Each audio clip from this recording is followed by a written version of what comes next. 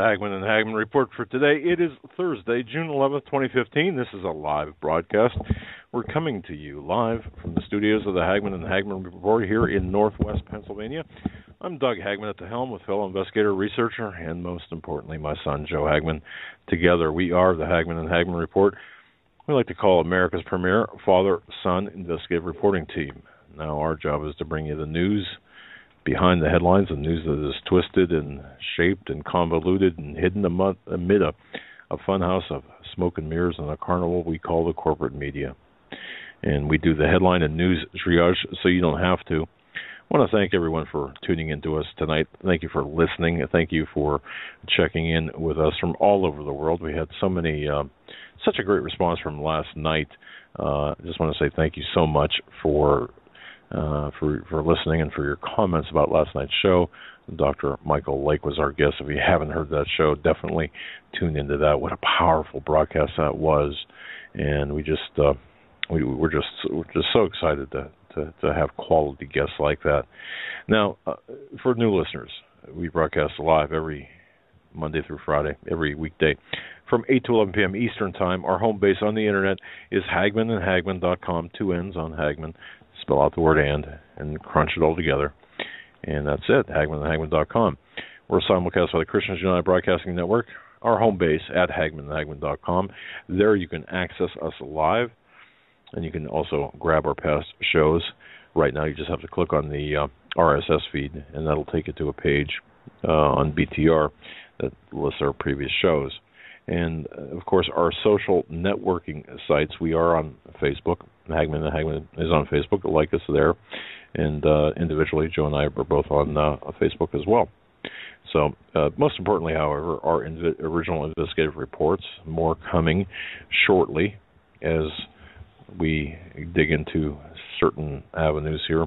Interesting things taking place that you probably haven't heard about. We're going to be reporting on here tonight, as well as in print here shortly. I just want to say that we've got a very special guest in studio. Now, folks, maybe you've heard, maybe you know this gentleman. His name is Bond, Larry Bond. That's right, a gentleman from Western New York.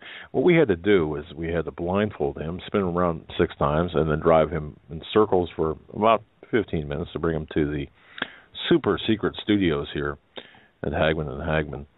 Of course, we had to, actually inject him with some substance to kind of him out a little bit, and he finally awoke in the front bunker of the studios. And we gave him a cup of coffee, sat him upright in the chair, and he's with us today. So we actually have an special in-studio guest, Larry Bond. Of course, many people know him through his news reports on the Council of Time. Now, having said that, Joe, how you doing? Doing great. Fantastic day today.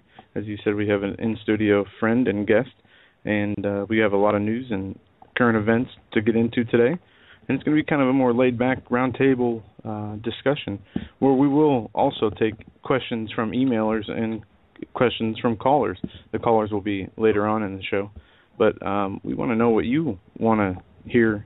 What's on your mind? Yeah, what issues are important to you? What do you want to know more about, or what anything you'd like to talk about? Questions, comments, concerns, send it to us. Yeah, go to HagmannandHagmann.com. The best way to do this is through our website, through our Contact Us form on the website.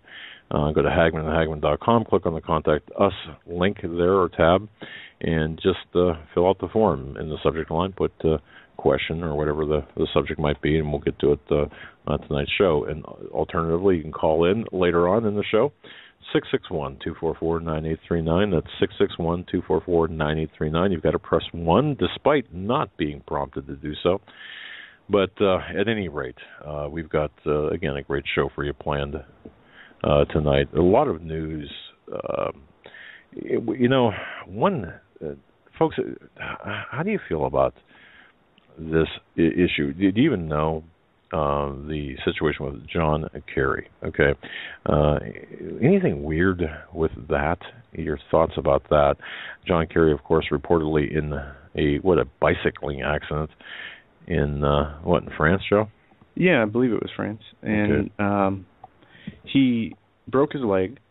Right, allegedly, or reportedly. Yeah, reportedly. There is now a graphic out, a picture of Kerry in a alleged hospital room, but there is no cast on his leg, and there is speculation and information coming from Tosh Plumley is one source. Also, the uncredible website Sourcefall has been publicizing the Kerry was shot in an assassination attempt, and you don't look. Tosh Plumley is a credible source. Yeah, no, Plumley is the other website I quoted is not too credible. Yeah, no, I mean, but Tosh, look. Those who don't know, I mean, Tosh Plumley he's a CIA operative, if you will, or has been, and he's got quite a lengthy history. He's been a guest on our show before, provided us information, and really a colorful background, to say the least. But something doesn't sit right with me on that, so we'll be getting into that. But let's welcome Larry Bond. Let's officially welcome him into the studio. Larry, it's great to have you, my friend. Hopefully we weren't too rough on you when we blindfolded you and had to take you through the back roads to get to the super bunkers here. I'm a little groggy still. That's just the chloroform. Yeah, we still use the old style, ether or chloroform on a handkerchief. But anyway, no, it's great to have you. You're the first in studio guest we've had. So there you go. You've got that honor. So what do you think of it? The card table and the pretend monitors? Pretty. Yeah, how do you like the studio? It's awesome. It's very, very nice. I'm speechless almost. The amount of books and research and all the machinery and computers and sniper's nest. It was a little difficult going down the sewer pipe to it, but it's awesome. Love it. Oh, cool. All right. Well, it's great to have you, and it's great to share. We're gonna be. I keep saying this, but we're gonna be putting some pictures up on our website of the studio, only because probably after we get back from Washington. Yeah, Larry. I mean, you could see we still have some boxes yet to unpack, and I mean, it's kind of, I'm not gonna say messy, but certainly needs to be tidied a little bit. We never missed a beat in moving and stuff, and it was quite the job of getting all the cables and wires and everything hooked up. But having said that, it really is. It's great to have you here, and we're gonna be getting into some pretty heavy topics tonight. So, yeah. All right. But thanks for being part of our radio project. I don't.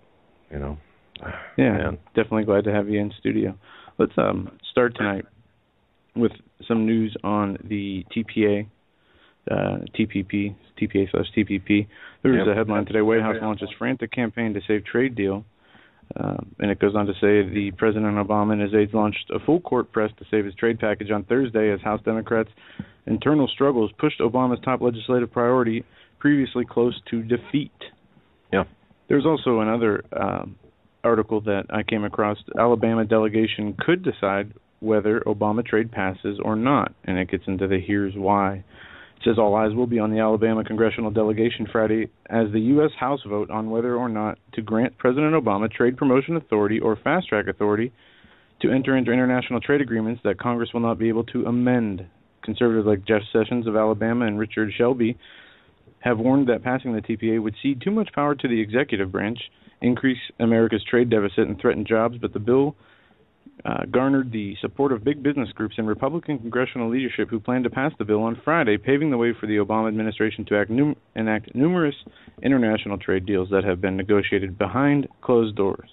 So secretive has the process been on one such deal, the Trans-Pacific Partnership, that members of the Congress are only allowed to read it in a locked room in the U.S. Capitol, but are not even allowed to take any of it with them and review it with their staffers. Promoters of the TPA should explain why to the American people they ought to trust the administration and its foreign partners, or revise or rewrite international agreements, add new members to those agreements without congressional approval, said Sessions.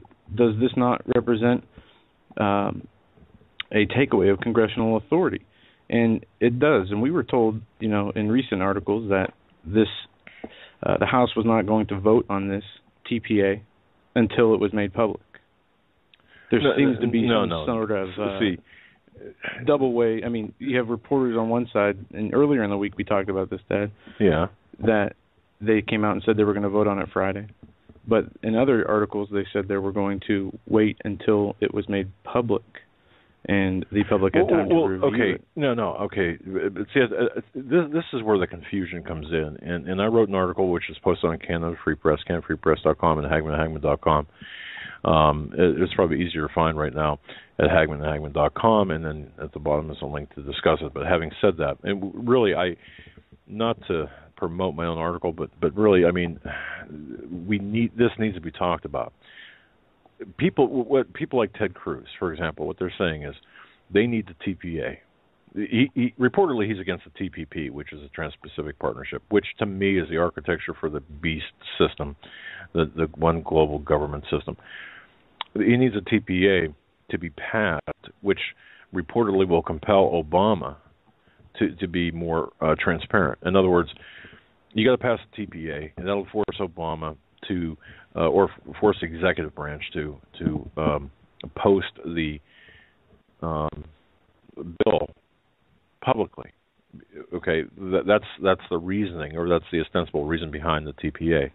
Well, that's baloney. That's wrong. Technically it's correct. However, what he's not saying, and what others are not saying, is once the TPA is passed, that throws the handcuffs on Congress.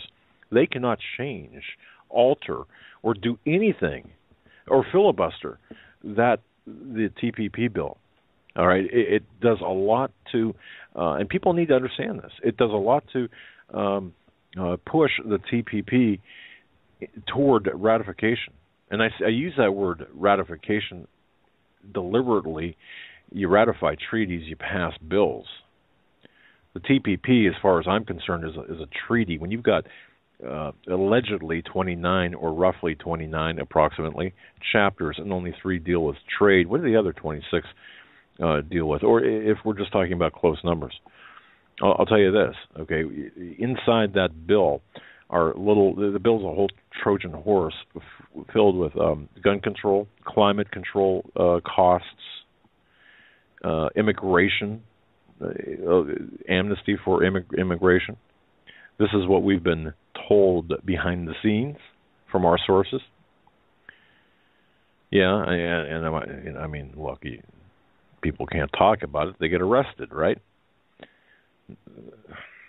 Oh man, this is convoluted. So let's not confuse the issue. I mean, I'm not talking to you, but I mean, we can't confuse the issue by saying, well, pass the TPA so people can see what's in the TPP. That's the most ridiculous statement that I've ever heard in my life.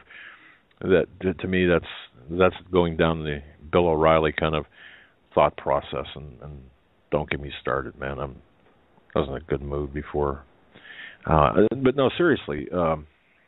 To me, the TPP, and I don't know how you folks feel about this, but anything negotiated in secret, can it be good? I mean, what's the reason for this secrecy? We're talking about third world country kind of stuff. The reason for the secrecy is exactly why we think it needs to be secret, because if the American people ever read what was inside it, they would, hopefully boycott and protest and not let this go through. One would think. I believe the legislation is so damaging in the details that just from what's been released, even though the whole thing's secret, it's enough to have a lot of blowback because of the secretness in it. But there's been leaked parts of the TPP. Also, there is the TAI. Larry, chime in here anytime you want. I think you're muted. Yeah, you're muted, buddy. Yeah, TTIP. There's the North American, European, 23 country partnership that they're working on. There's a few of them, but the secretiveness behind this has to be kept secret because the power is being taken away from Congress. They will, once passed, have no say and no ability to amend any of these new provisions that the TPP grants. And all the power will go to the executive branch. It will go to the Obama administration's executive branch and the next president, if there is one. And there is no recourse for moving it back. There, if there is one. But by the way, I just want a programming note here, or technical note. Larry, your mic is picking up a lot of his words. You guys are kind of close, so just to be aware of that. I'm hearing bleed through the. I'm hearing bleed. So anyway, the TTIP, Larry, thank you for bringing that up. The Transatlantic Trade and Investment Partnership.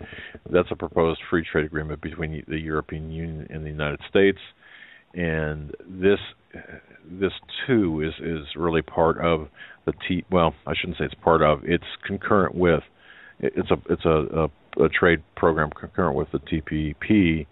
That deals with Europe as opposed to the Pacific Rim as the TPP does. Now, just to be clear, and there will be a vote tomorrow on the TPA, the fast track. But but they're saying it's in danger, right? Well, this is the latest article. As I said, Obama and his aides are launched a full court press to save the trade package on Thursday as House Democrats' internal struggles pushed Obama's top legislative priority perilously close to defeat. Obama made phone calls to reluctant Democrats from White House Chief of Staff Dennis McDonough and Treasury Secretary Jack Lowe. Labor Secretary Tom Perez went face-to-face with the trade opponents, including AFL-CIO President Richard Trumka, in a testy-closed meeting on Capitol Hill. It's unclear whether the White House was making any progress. They say Representative Sandy Levin, a Democrat from Michigan, asked McDonough whether the president could use his leverage with Republicans who desperately want the legislation to pass to push for changes that would make the bill more palatable for Democrats. It's McDonough, by the way. I call it. I've got my own little pet names for him. Okay. This is while the Obama push for a large-scale trade deal with the Pacific Rim cleared an important hurdle by a razor-thin margin on Thursday afternoon. The outcome of a Friday vote on the TAA, a worker assistance program central to the larger trade debate, will likely still be a nail-biter. The policies around the Trans-Pacific Partnership trade deal, one of Obama's core legacy agenda items, has been immensely complicated. The Senate last month voted to give the Obama fast-track authority to negotiate new trade deals, but only after a series of Democratic votes and a dramatic war of words between the president and Senator Elizabeth Warren, the torchbearer for progressives, gravely concerned the trade deal was being negotiated by 12 countries would harm U.S. workers. Joe, let me just say this. The TPP, all right, folks, this is the most secretive trade agreement ever. The purpose for the TPP, or the objective, the end result here, is going to be the economic shocks, the controlled economic disintegration of the United States. It will create a supranational, now listen to me carefully, supranational currency, world economy, basically, by uniting these 12 countries. I mean, the objective here is to create a one global economy, or a global economy, and this will also combine and nationalize all resources. Yeah, and that's been done by executive order already, and Dave Hodges talks about that executive order a lot. The National Resources Preparedness Act from 2011, I believe it was. But the power that will be given to the president is one that is not regulated only by the executive branch, but other international bodies. Under the TPP, not the TPA. Now you're talking about the TPP. Correct. But the TPA obviously gives the president the authority to launch the TPP into effect and decide what countries are involved in the TPP. Right. See, and China is a country that people haven't been talking about, that the administration earlier in the week said that it's very possible, if the TPP goes through, China will be allowed to become a part of that. Well, they call the TPP this living organism. I mean, where have we heard this before? Okay. It has according to many journalists and people who've been digging in on this subject, it has a gun regulation power, immigration power, economic currency manipulation power. It has the ability to bring down the American manufacturing sector and ship jobs and companies overseas. It allows internationalism to become first and foremost with international laws and courts that would be set up. This Copyright is a big deal. infringement. Yep. Yeah, and think about the litigation factor too. This involves international tribunals, gets them involved over U.S. This puts international tribunals over U.S. courts. And it hands the keys to the America to corporate foreign powers. Nice. Is one part I came across. And I'm sure it's much, I mean, to be so secretive about it. Like Obamacare was released, but it was really, as Nancy Pelosi said, you have to read it or pass it to know what's in it. And now you got Paul Ryan, for crying out loud. He's seriously, Paul Ryan. Okay, well, think about this. I was thinking about this today. The Republican take over the House in the last midterm. Yeah. Oh, it's going to change. Everything's going to change.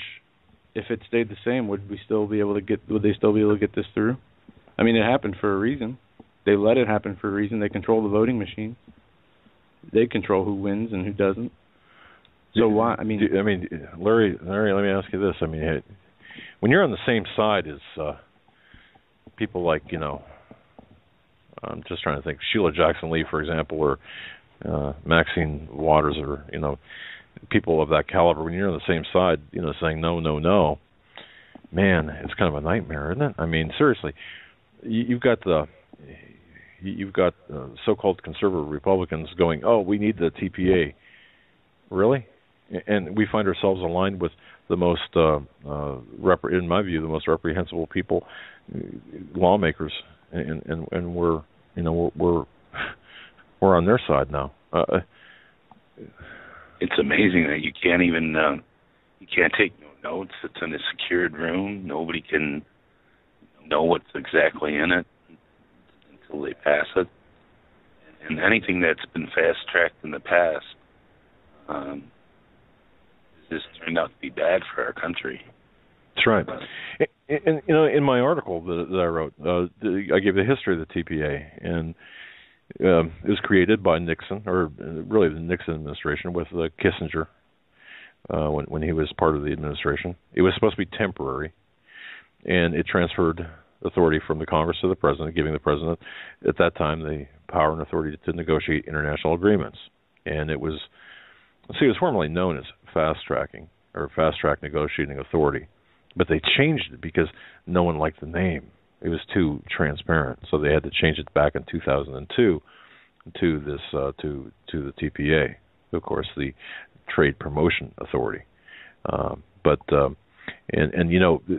Obama, oh no, when he was a candidate, before he became the renegade in chief, of course, he spoke out against it.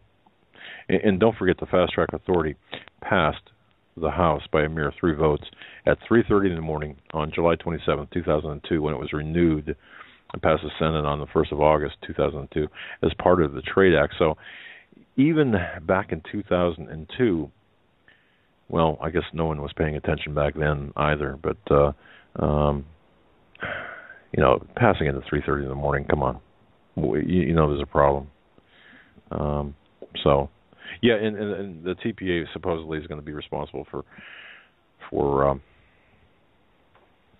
to allow people to read power to the executive branch. Well, yeah, but there is a lot that is in this TPP we don't know about. On top of all the leaked information, the opinions, the aides, there is people who risk going to jail if they leak this. WikiLeaks put out a $100,000 reward for the remaining chapters of the TPP if it were to be leaked, and so far that has not been made available. But why would it be so secret unless there is something much bigger at play here? And when it's passed, say the president gets the House vote tomorrow, what does that mean? He would get the TPA authority.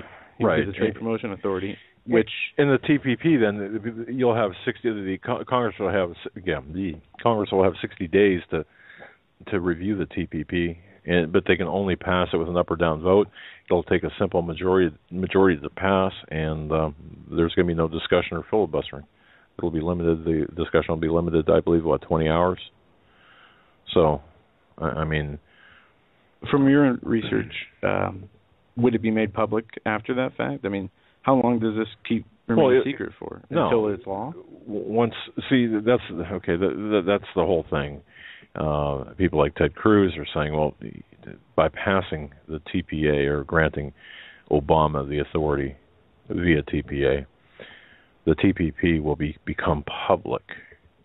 Okay, that's the reasoning behind the TPA by the so-called conservatives. It'll become public. It'll now be out of that super secret White House or Congress room there, that room in the basement of the Congress building, and people will be able to see it then. And so that's why they're saying we need to pass a TPA. That's why Cruz can say, yeah, I'm for the TPA, but not for the TPP. And Senator Jeff Sessions warned about this earlier in the week, that this is a treaty for global government, that it sets up the structure for global governance. And it says the chairman of the Senate Judiciary Committee's Subcommittee on Immigration and National Interest has written a scathing new letter to the president, pressuring him to explain why Obama trade has been so secretive. On May 6th of this year, I sent you a letter regarding a request for Congress to grant you fast-track executive authority, Sessions wrote to Obama last Friday in a letter provided exclusively to Breitbart News ahead of its public release. Under fast-track, Congress transfers its authority to the executive and agrees to give up several of its most basic powers. These concessions include the power to write legislation, the power to amend legislation, the power to fully consider legislation on the floor, the power to keep debate open until the Senate cloture is invoked, and the constitutional requirement that treaties receive a two-thirds vote. The letter hones in on new global governance, as Sessions calls it, that would be created by the Trans-Pacific Partnership, which would almost certainly be approved by Congress should the House of Representatives vote in favor of the Trade Promotion Authority, or TPA. See, right there, okay. And I just got an email here. Why spend so much time talking about the TPP and TPA? Are you serious? What part of this aren't you getting, folks? I mean, this is global. This is the implementation of global government. This is what we've been talking about since we've been on air. This is what we've been writing about forever. NAFTA, GATT. Look how much that gutted our manufacturing and job sector in this country. This is the final nail. This is it. Mm-hmm. Not only would it be worse, and it also gets into net neutrality. It gets into every issue that's important to us. Climate change? Yeah. So a bandwagon the Pope has recently jumped on. Why not? Yeah. You see, everything we're seeing right now, the culmination, at least in my view, the culmination of everything we've been talking about. And you know, as far as I'm concerned, the conspiracy theorists, if that's what these egghead morons on MSNBC and even on the conservative media, if we're conspiracy theorists, then we're right. We're more than right. I mean, we're correct. We're 100% correct. We are. It is a conspiracy. It's not a theory. It's a fact. And we are ready. I mean, this will be the tipping point in my view. This will make Obama one of the 10 kings, if you will, of this global government. Something we talked about briefly the other day, and Larry, you and me talked about this on last weekend before the Triple Crown winner, American Pharaoh. There you go. Is that right? American Pharaoh. And didn't I tell you I thought he was going to win just because it's been so long? I think 1978 was the last Triple Crown winner. The name of the horse was a big deal. And the owner of the horse, by the way, the horse is from Egypt, right? The owner is from Egypt. He's a Jew from Egypt, which is interesting. I mean, I didn't know that. Yeah, I thought he was Muslim, but he's a Jew from Egypt. but named his horse American Pharaoh. If you look at the spelling of the last name of Pharaoh, it's misspelled. It's actually, it's not consistent with the spelling of the Egyptian Pharaoh. And that happened as a result of, they had a contest to name the horse, and someone wrote in American Pharaoh, but misspelled the last name. No one caught it. They filed it with the commission, and bang. But anyway, the reason I bring this up is, not too long ago, there was a, let me pull this up here. There was a, and Joe, I'm just wondering if this is what you're getting at. Not too long ago, they were talking about Pioneer of the Nile is the sire of American Pharaoh. More importantly, unlike his offspring, Pioneer of the Nile is a proven sire thanks to American Pharaoh and other fowls that have performed on the track. The big difference of the two horses, this is a Business News or Business Insider article from today, and it talks about the Triple Crown winner and what it takes to breed a Triple Crown winner. But, I did not know that the horse was from Egypt. The owner was Jewish. That is interesting. Well, to me, and we mentioned this with Dr. Lake last night. Did it give you any pause, for example, the name? After 9/11, the first Super Bowl winner were the Patriots. Right.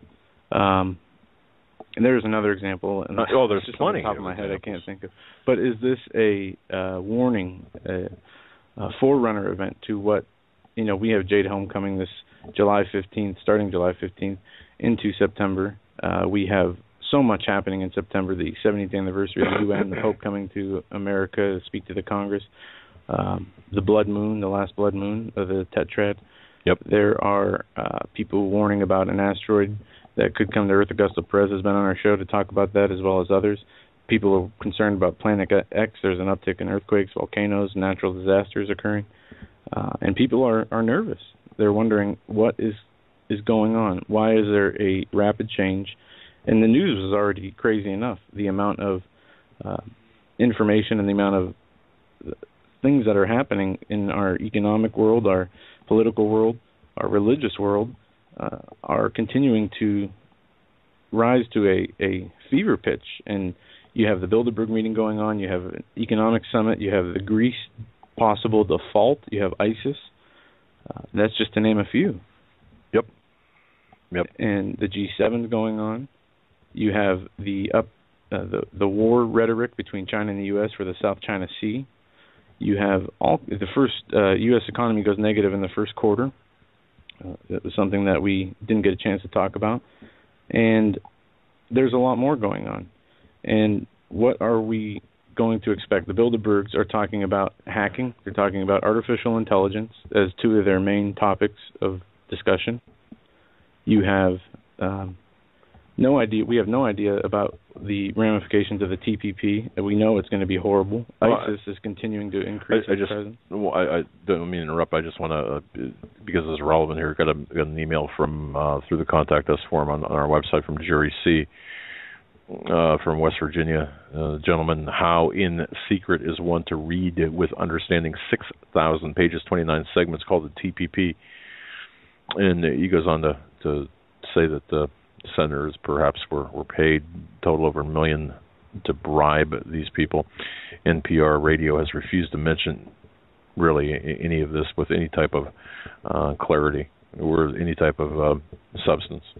Not only NPR, but certainly on the bandwagon is the conservative darling of conservative news people, Fox News, on the monitors right now here at the studios.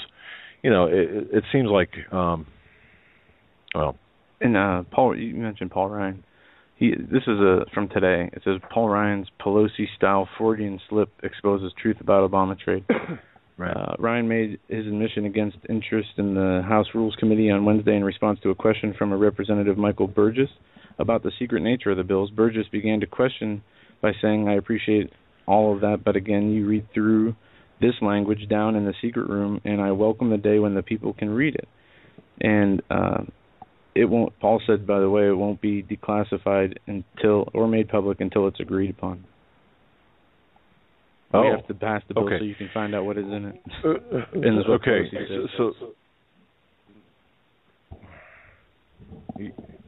say that again. Okay, it says Ryan cut him off. Burgess. He said before Burgess could finish, Ryan cut him off. Said, by the way, TPA, it's declassified and made public once it's agreed to.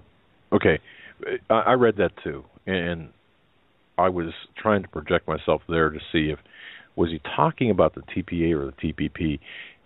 Do you know what I mean? Yeah. Did he mean to say TPA, or did he mean to say TPP? Because, and then folks think about that. It has to be the TPP. The TPA is public. Well, right, but the TPP is not.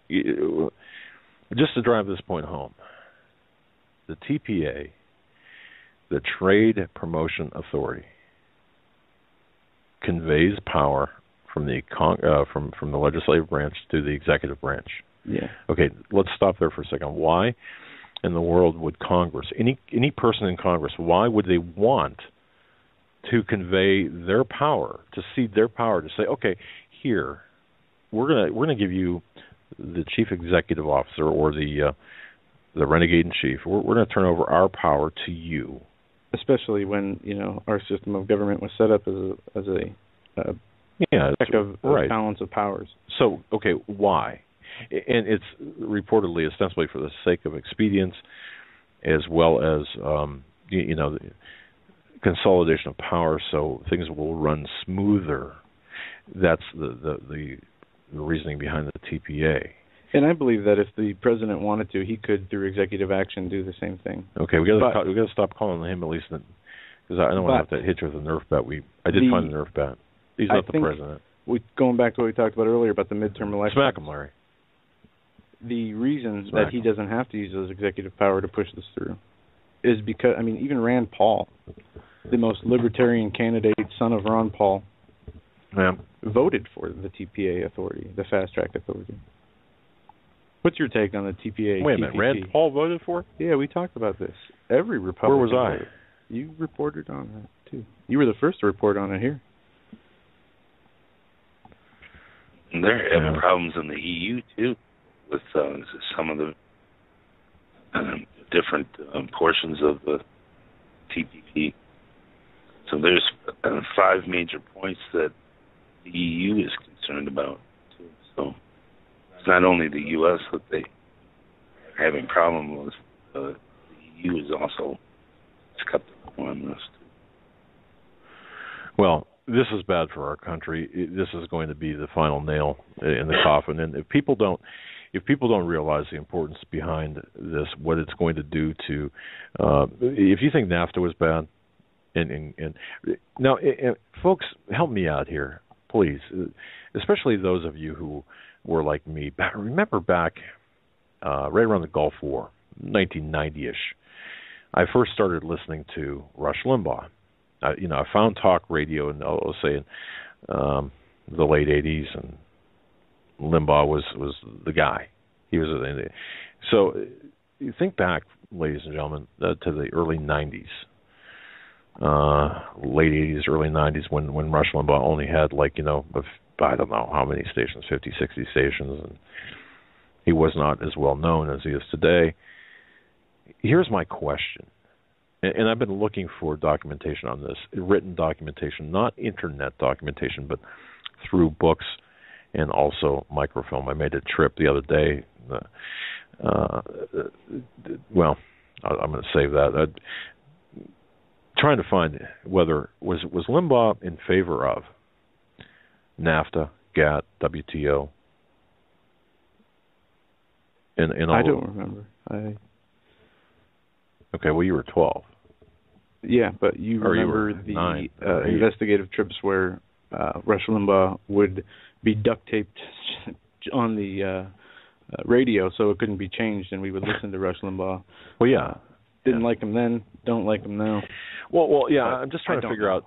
No, I don't listen to him today either. I mean, I stopped listening to him. But now I think it's important to determine where he's at, and I suppose I could do the research, but I didn't do the research. I'm interested to find out where a lot of the social or I'm interested to find out where a lot of the political commentators lie on this fall on the TPP and the TPA, and how they justify. I guess for the reason is this: how are they publicly justifying people like Paul Ryan, the actions of Paul Ryan and others, the conservative darlings? Well, we still have a huge amount of Americans who are in that Democrat-Republican paradigm who believe that if the Republicans are for something or the Democrats are for something, it is in the best interest of their supporters. Right, I agree with that. And that's the majority of the voters in America, I believe.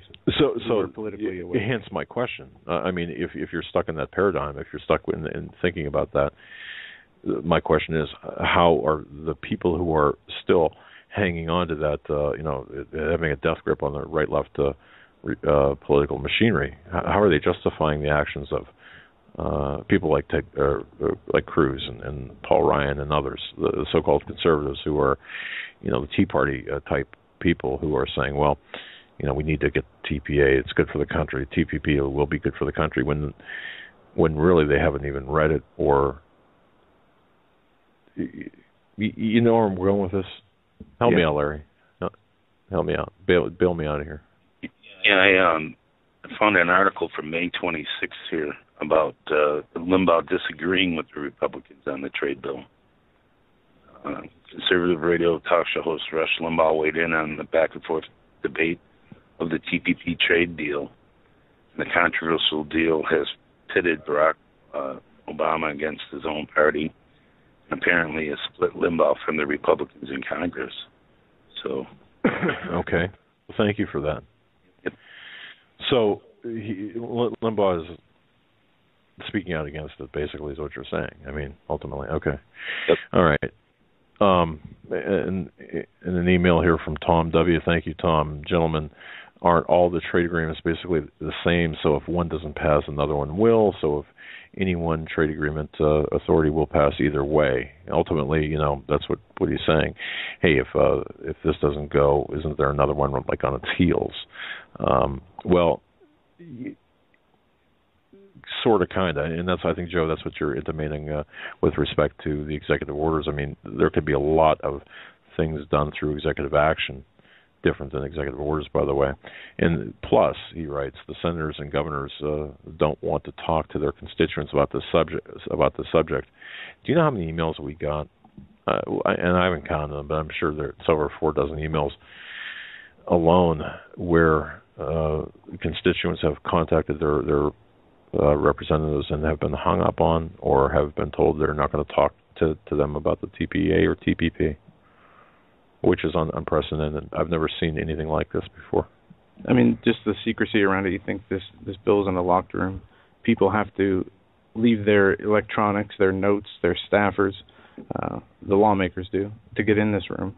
They have to be sworn to secrecy. They can remove nothing from the room, personal notes, just what they read and is kept in their mind. Any release to the public can bring criminal charges. Yep. And the fact that Congress, as you said, Congress is okay with it, obviously the Senate is, as they passed it, is mind-boggling. Don't we have one? Even if it was just a bill that had no political or economic ramifications, if it was something simple, the secrecy enough should make the lawmakers all refuse. Right. The fact that totally they agree. don't tells me that they're either being blackmailed or being promised certain things for their district, their constituents, or themselves. And it's a game of, but wouldn't you think, though, each other's back. I totally agree, except isn't there one person, one man or one woman in a position of authority who's got access to the TPP, who's got the guts to come out, hold a press conference? That I went down in the secret chamber, I read it, and here's what it says. Yeah, that would be nice. Okay, now tell me, are they going to arrest this man or woman, this sitting congressman or senator? Are they going to arrest him or her? I would say, yeah. They would have to. So we're done then as a nation. It's over. It's good. I mean, that's it. It would seem so, yes. I mean, really, yes. I picked up an interesting fact here from Media Matters saying that CBS, ABC, and NBC from August 1st of 2013 through August through January 31st of 2014, found no mention of the TPP at all. And only one mention on PBS. Wow. This has been going on, these talks have been going on for years, for 6 years. Since 2005. The TPP began in 2005. The United States only jumped on board or began the, what do you call it, negotiations or interaction. Sorry about that here. Thanks for turning that off. But several years later, so you're talking a relatively new or more recent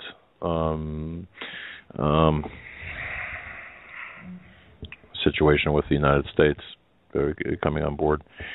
That really blew my train of thought there. I apologize. We got an email from Larry. He says, Rush most certainly was pro-NAFTA, GATT, and World Trade Organization. He got calls saying he was nuts and it would cost jobs. He disagreed and finally quit taking calls on it. I quit listening to him at that time. That's the way to do it. I will never trust him for his globalist position on free trade or anything else. Thank you, Larry, for that email. Well, we'll see. And the other Larry, or the Larry here in our super secret bunker office. Now, I mean, I'm not even sure how to even articulate from here, except to say that you've got all of these political commentators, these people in the media. You're in the media. You talk about this stuff, right? I mean, yep. It's unbelievable. Just the fact that they can't take notes on it, and we can't read it.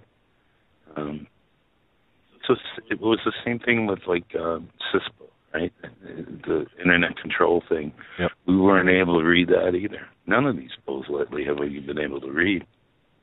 Yeah, PIPA, ACTA, CISPA. We got an email here that says Rand Paul voted no for the TPA, which is I'm looking at an article now. From Red State, how your senator voted on the TPA. He's listed in the no section. But I don't remember that to be the case after looking at the vote from GovTrackUs after the vote happened. Okay. I will go back to GovTrackUs and see what they say. Or GovTrackUS. That's it. I say GovTrackUs because... it's probably more appropriate, honestly. But okay, all right. I mean, we spent a lot of time here on the TPP, but looking at this is the framework for this oligarchy, and what they're ushering in is a communist utopia. And ladies and gentlemen, I mean, I know it's probably been a while if you went to. I don't know. Some people might have studied Plato in high school or in college. I know it's been a while for me, but just pick up the Republic and read that, Plato's Republic, and you'll understand what they're trying to do with this one world organizational structure. And it's really Karl Marx, Plato's Republic, as Paul McGuire says in his book. I think it's either Mass Awakening or The Day the Dollar Died. It's a synthesis of Plato, the Republic, Karl Marx, the Communist Manifesto, and Hitler on National Socialism. And I know as soon as you mention Hitler, people's eyes roll back in their head and stomp their feet, and they say, oh, you can't compare it. But really, that's what this is. So we're going to end up enslaved, and of course, looking at the wider picture, this is a war against the middle class of the United States. And if that's the case, you need to. How do you destroy the United States? You can't do it militarily, or I suppose you could, but it'd be much easier to destroy from within. And that brings me to another point I want to make. See, all of this could have been slowed down. I don't want to say stop, but slowed down. For crying out loud, back in 2008, why are the very people, excuse me, who are criticizing Obama now, saying he's a traitor to this country, or the same people who called us, who said, well, you can't talk about his allegiance or his eligibility, meaning his allegiance, because you can't talk about that. Why? Because it's a distraction from the real issues. Well, look, if Obama was to me, Obama is in the office of the president illegally. He was selected, not elected, of course, and his selection was based improperly it's unconstitutional based on Article 1, Section 2 of the Constitution. He's not eligible to be president because of his natural-born citizen status. People say, well, no, that's wrong. Baloney. Okay, so it's and why was that even put in the Constitution? Because it's a matter of allegiance. You don't want foreign agents acting from within our own government. But look what he's done. He's gotten in the government. He's in the White House. He's got Valerie Jarrett. He's got Muslim Brotherhood all over the place. He's taken us over from within. We're a captured operation. And for crying out loud, when we tried to warn people back in 2008, we were said, no, stick to it. People, conservatives, would say, stick to the issues. We'll fight them on the issues. Well, wait a minute. This whole thing could have been postponed or even pushed back a little bit in time. I'm not going to say prevented because ultimately this is the goal of both parties. But at least we would have had maybe a fighting chance. But now I think that we know everything's been compromised. I mean, how much have we lost since Obama's been in office? How far down this road of tyranny have we gone? George Bush, no better, of course, and his eligibility status was never questioned. But the fact of the matter is, we've got a foreign agent in the White House right now. At least with Bush, he was one of our own, I suppose, meaning an American citizen or a natural-born citizen. Don't misquote me on that. I mean, Ted Cruz, I believe, is I don't eligible. Or Marco Rubio. I think right. and so what is good? I mean, law is law. Constitutional law is constitutional law. So anyway, it just angers me to think that we were vilified and marginalized back in 2008 for even mentioning this, when in fact that we have a foreign agent working for foreign governments. Of course, again, we have Hillary Clinton, who's basically a foreign agent for the Middle East countries, based on the contributions and donations to her campaign. You know what? I think what we ought to do is follow the money. I think we ought to expose the money to all of the congressmen and senators that we can with respect to the TPP, find out who's paying them. I know that there was a report. The Republicans were making a heck of a lot more, twice as much in funds than the Democrats from the TPP, the lobbying firms.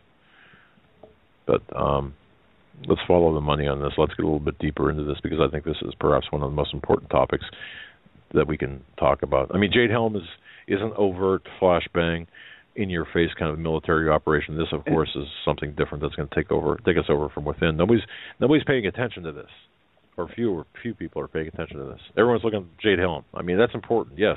Yeah, and that's something we talked about not too long ago. Dave Hodges made a great point when saying how the media and the people in control of the media and they love to make alternative media look bad. And there's been a lot of speculation, a lot of hype, and for good reason around the Jade Helm. And Dave said, if nothing happens, that would be okay for them, because they, make people who make predictions about Jade Helm look even worse. But Steve Quayle was on Dave Hodges one Sunday. I don't know. Did you guys know that? No. Yeah. In fact, folks, I'd urge everyone to listen to Sunday's program with Dave Hodges. He was on for the first 2 hours, Steve Quayle and Dave Hodges, and he got into the TPP. And Steve did say, look, we don't know. And Dave said, we don't know if this is going to go, where this is going to go. Certainly, it looks bad, but and we're not being told the truth. But yeah, you're right. I mean, if September 15th comes and goes, and I believe it will, without any type of major event. When I say I believe it will, with respect to only Jade Helm, everyone's waiting for this huge event to take place somewhere. But as people's gaze is focused or looking around, looking for this big flashbang to happen, we're missing all the little stuff that's going through underneath us and around us and by us. That's cumulatively worse than the flashbang would be, in my view, anyway. Yeah, absolutely. Larry, you gotta talk more. Come on, buddy. I mean, well, it's just amazing, and in 2015 that we have legislation that affects so many, and secrecy, and it boggles my mind that this is even happening, and nobody is saying anything. So, you got to wonder, are these people being blackmailed? Is their vote being pushed on them, and they're just turning their heads the other way and just letting this go the way that it should go? Or, there's a logical answer to this, because it's not like it should be. It's not like bills in the past that have been brought up, and just to hear that the secrecy and the security, and you can't, bring in electronics, and there's guards at the door. What? This is crazy. We're close. We're relatively close in age, Larry. Did you ever think in your life that you? Yeah. No, never.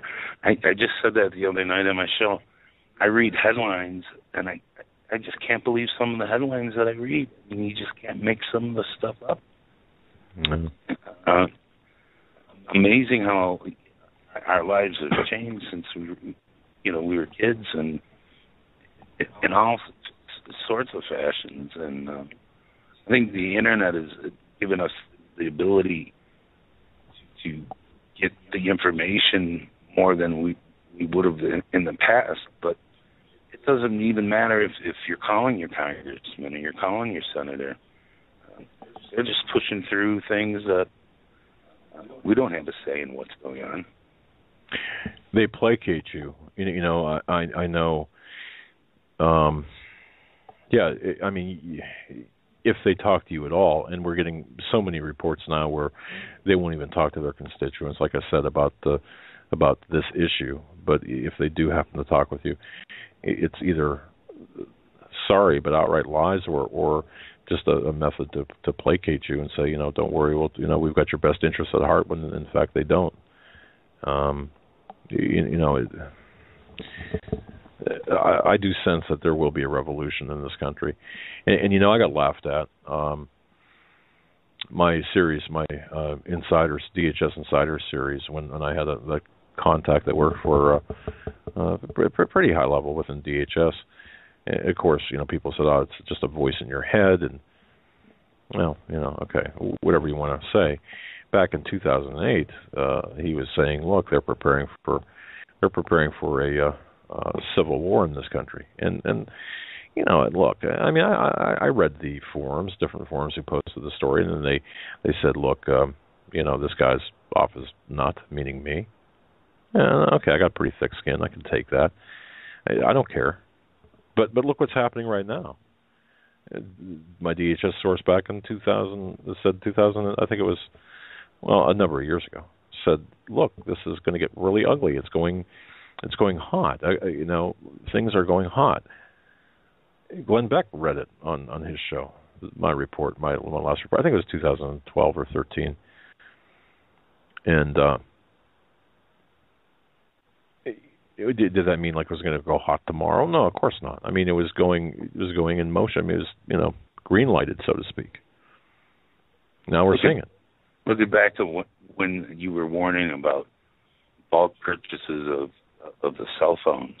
Yes. And people started reporting the bulk purchases of cell phones, and they did nothing about it, even though they wanted the information when people did report the bulk purchases because of the use in IEDs and yep, and that. And what was crazy about that, and that was back in the mid 2000s, where it was it was on the Arabic language web forums, internet forums, where these people in the United States would buy dozens upon dozens of cell phones and then ship them overseas.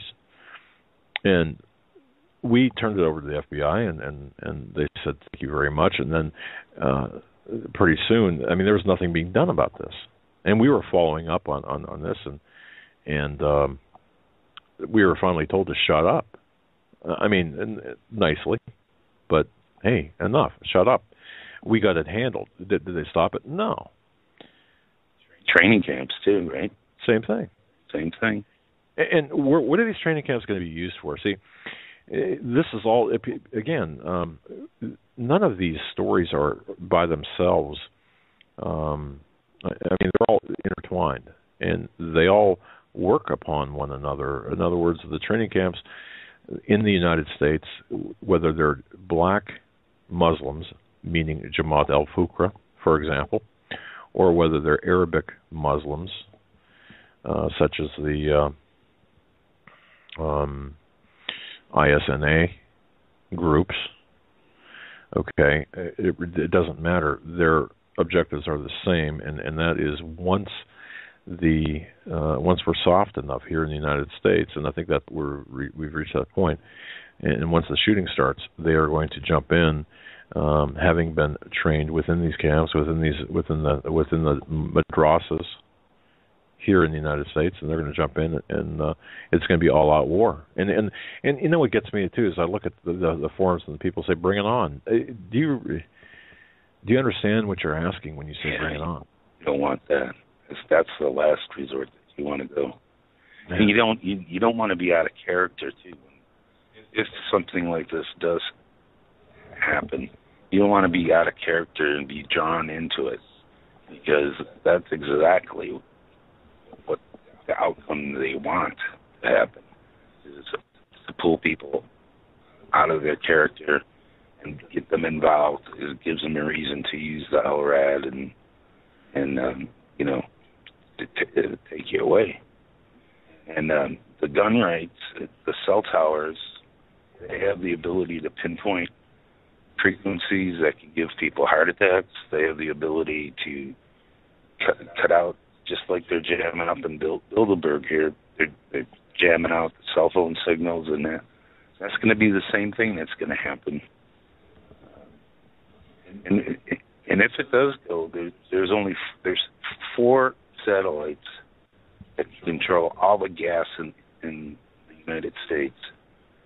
Within a matter of minutes, all the gas pumps can be shut down by the use of these 4 satellites. Okay, when you say gas, you're talking about natural gas, or you're talking about gasoline? Gasoline. Gasoline's going to be, a high priority, and the government can just take control of all the pumps with the new electronic pumps and digital pumps that they have now. Wow. So there's 4 satellites. 4 satellites that control all the pumps, and in a matter of minutes, it can be all shut off. I didn't know that. Larry, you've been doing a lot of stuff on Bilderberger, right? You've been doing a lot of research on that. Yeah, I've been following it for a long time now. Okay. All right. When we get after the break, let's get into the Bilderberg. What's going on there, because I think that is going to be, perhaps, at least in my view, that's going to give us some insight into the events, things that will be happening in the months ahead. So that's what I believe. So let's get into that after the break. Folks, you're listening to the Hagmann Hagmann Report on this Thursday, June 11th, 2015. We'll be right back. Element Hour number 2 of this Thursday, June 11th edition of the Hagmann Hagmann Report, having a nice roundtable discussion. I just told Larry he's got to talk more because... Yeah. And you know what he said to me? He said, "Well, if you shut up." It's funny, when we have interviews and guests on, and me and my dad are sitting here, he'll ask a question, and then he'll point to me, you ask a question. Well, as soon as it comes time to ask the next question, before the guy even stops talking, he jumps in and opens his mouth. And then he looks at me after he's done and puts his arms up like, "What are you doing?" I do that. I do that. And and I'm sorry, folks. Really, you can tell that we don't do this. I mean, we're not professionals. We're not polished. Yeah, oh, man. I guess that's our charm, right? No, that's our charm. No, and we better learn quick. I mean, we have a lot of we have new equipment that is going to be implemented for radio use, as well as video production equipment, new video equipment. Yeah, and I told Steve Quayle, I was talking to him yesterday, and he said, what kind of equipment do you have? Just curious, because, and I told him, and I said, you know what, I'm going to take a picture.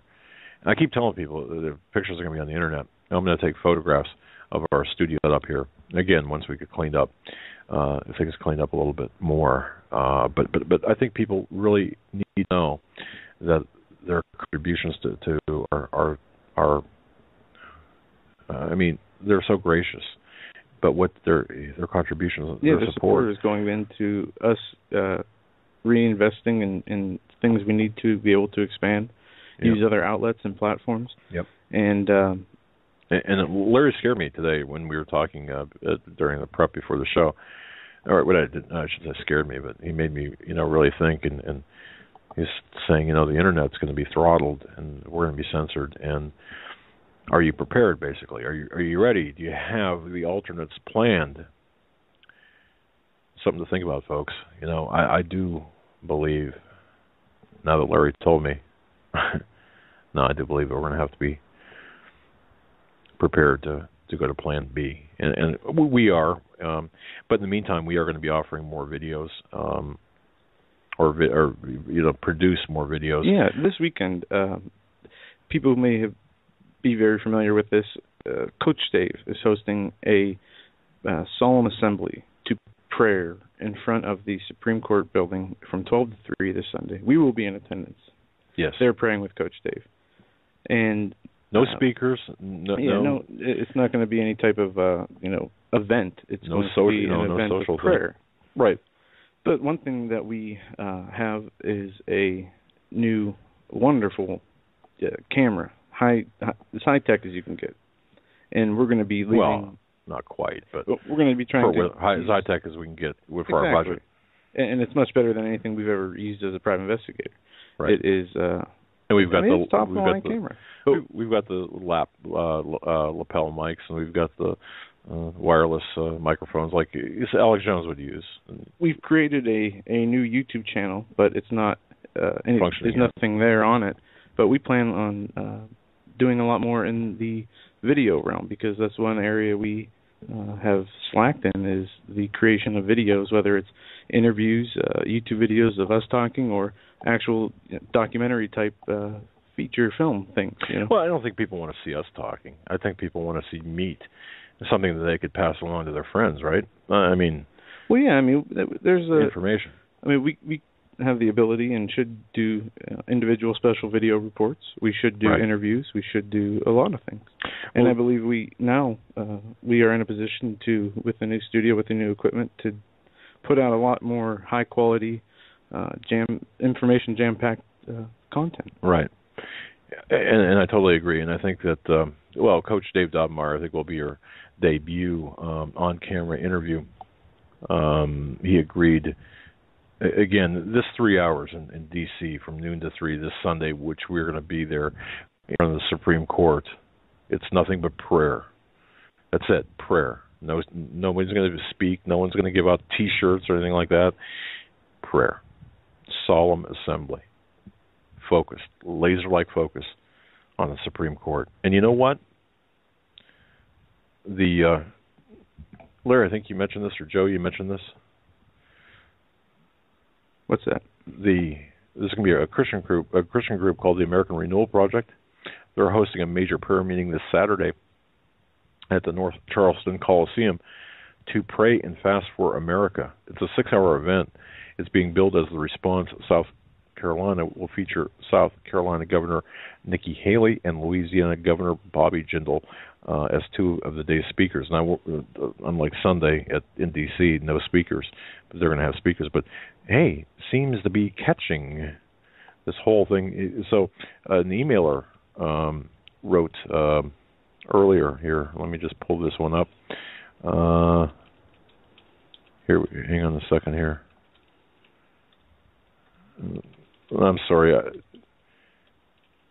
Here it is. William O. writes, saw on Breitbart linked on Drudge Report, looks like Paul McGuire isn't the only one setting up a prayer meeting. And Coach Dave, a sign of God moving, and of course, the link took us to the South Carolina prayer rally scheduled for this Saturday, and we're going to be in D.C. on Sunday. So that's pretty cool. I like that. I'm sorry. I'm dominating again. Go ahead, Joe and Larry. You guys talk amongst yourselves. Switching gears here, there's a couple of headlines we want to get into, and we will be taking calls this hour at 661-244-9839. Once you're on hold, press 1 to get on board. There is 450 troops being deployed to Iraq to fight ISIS. The White House, I believe it was yesterday, this came out yesterday or this morning, and see it on the monitor. Yeah, that just reminded me about this, and we're going to have more on that. But this was something I saw a few people talking about in the chat before the show. California lawmakers passed vaccine bill amid emotional debate. And this is SB 277 is the bill. And California lawmakers approved a hotly contested bill that would impose one of the strictest vaccination laws in the country after 5 hours of highly emotional testimony that brought hundreds of opponents to the Capitol. SB 277 is intended to boost vaccination rates after a measles outbreak at Disneyland that sickened more than 100 in the U.S. and Mexico. It has prompted the most contentious legislative debate of the year, with thousands of opponents taking to social media and legislative hearings to protest the legislation. The Assembly Health Committee approved the legislation 12-6 Tuesday evening, with one lawmaker abstaining, sending it to the full Assembly for its final legislative hurdle. If the bill becomes law, California would join Mississippi and West Virginia as the only states with such strict requirements. Yet, despite impassionate ongoing pleas from parents seeking to maintain medical choice, a large portion of those who obtain personal belief exemptions are not fundamentally opposed to vaccination, said a Dr. Mark Scalise, a pediatrician specializing in infectious disease at the University of Minnesota. But the bill, sponsored by Democrat Senator Richard Pond of Sacramento and Ben Allen of Santa Monica, would only allow children with serious health problems to opt out of the school-mandated vaccination. School-age children who remain unvaccinated would need to be homeschooled. It would apply to elementary schools, secondary schools, and daycare centers. So, mandatory vaccination being passed in California. There's a bill in the U.S. House, I believe, that also supports mandatory vaccinations and getting rid of the religious exemption and on a nation level? On the nationwide level. So we have to really keep our eye on that, watch that, because they're trying to move it from a states' rights issue to a federal issue. And that's a great point, Larry. I mean, think about this. That is the nugget right there. It is going from a states' rights matter to a federal level, and that's all about control and consolidation of power. I think you're muted, buddy. Yep. Somehow. Everything's about more control, and so. All right. I mean, they try to really want to put you in a position where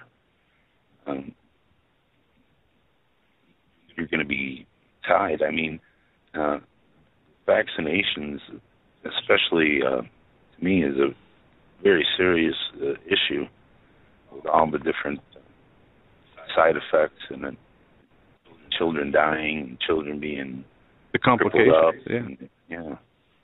And luckily in New York, we have that. So. No, you're right. I mean, this is the new way of doing things. If you don't like what the government wants to impose on you, then they will make it a law. They will pass a law to make it so, and you will be forced. I mean, we see it all the time. In this new nanny state, do you know that they passed a law in New York that makes it illegal for a man to sit with his legs open on the subway?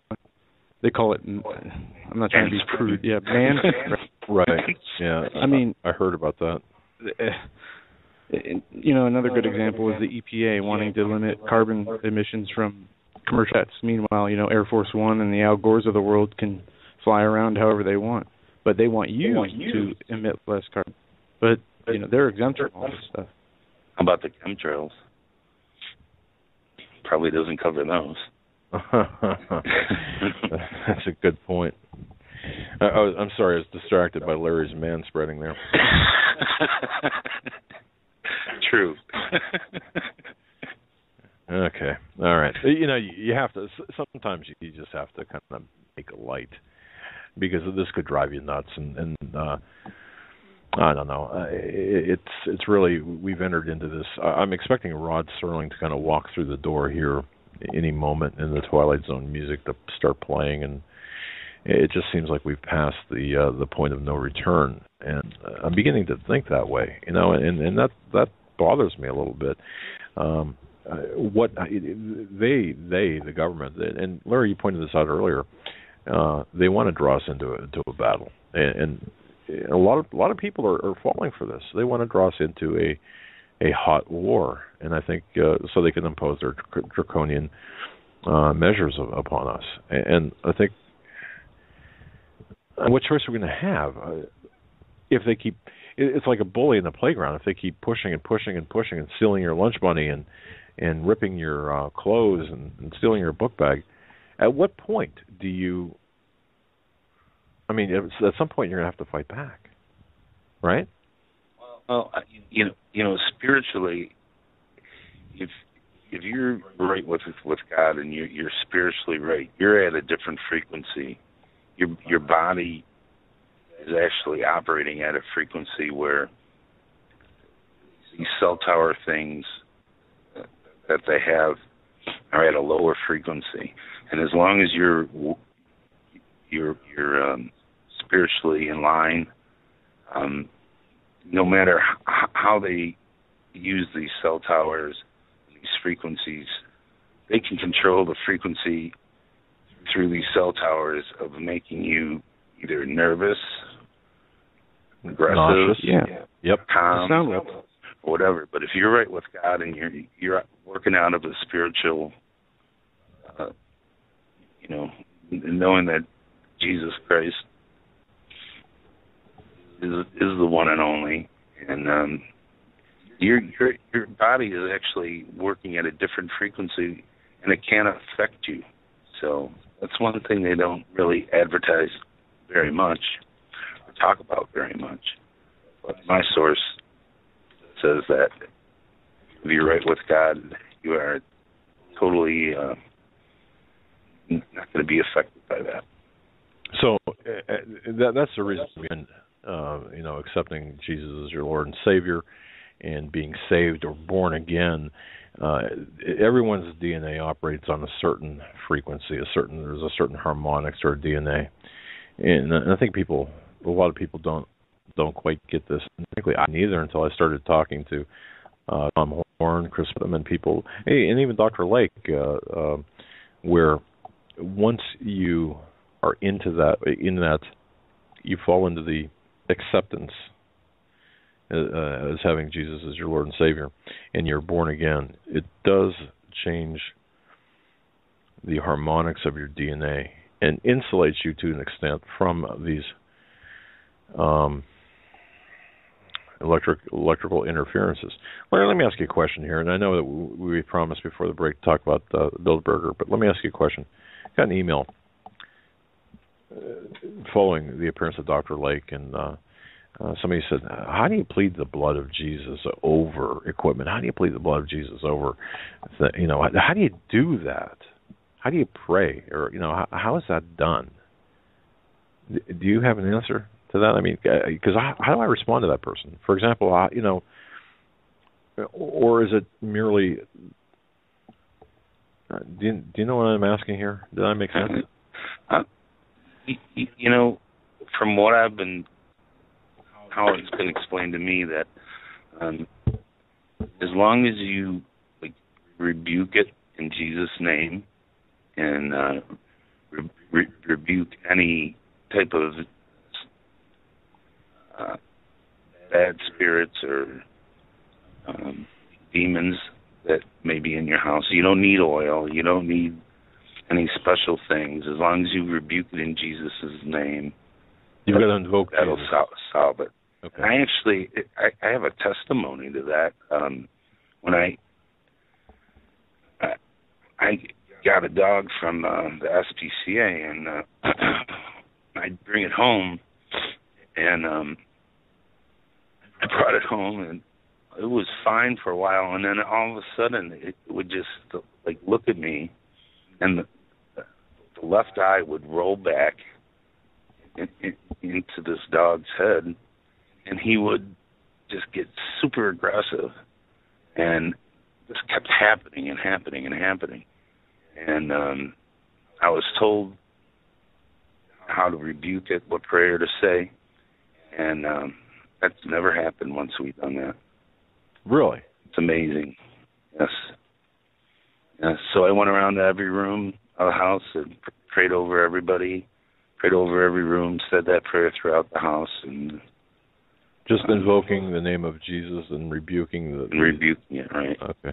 All right. And it's not like you have to be, say anything fancy or anything like that. It's just the power of God and Jesus, and rebuking it, asking it to leave. And okay. It was amazing. Well, yeah, I mean, and from what you told me about your dog, that's absolutely amazing. And so it does. I mean, that's all you've got to do. I guess people are looking for some fancy ceremonial type of, almost like a. I don't want to sound disrespectful at all, because it's not my intent. But people a lot of times, I believe, are looking for some type of ceremonial, big ritualistic kind of prayer when it needn't be. It's just very simple. Okay. All right. Very, very, very, very simple. And God made it that way so we can all understand, even people like me. All right. Well, Larry, tell us, if you don't mind, tell us a little bit about what you found out about the Bilderberg Group, what's going on there, what your take is, because, people will say, and Alex Jones does a great job, by the way, of covering this. He's got the wherewithal to send people out to Austria, for example, where the meeting's being held now this year. For those who don't know, and there are some out there, the Bilderberger Group is a group of powerful individuals and influential individuals from major corporations. But what have you found out, Larry, in your investigations and research with respect to this year's meeting of the Bilderberg Group?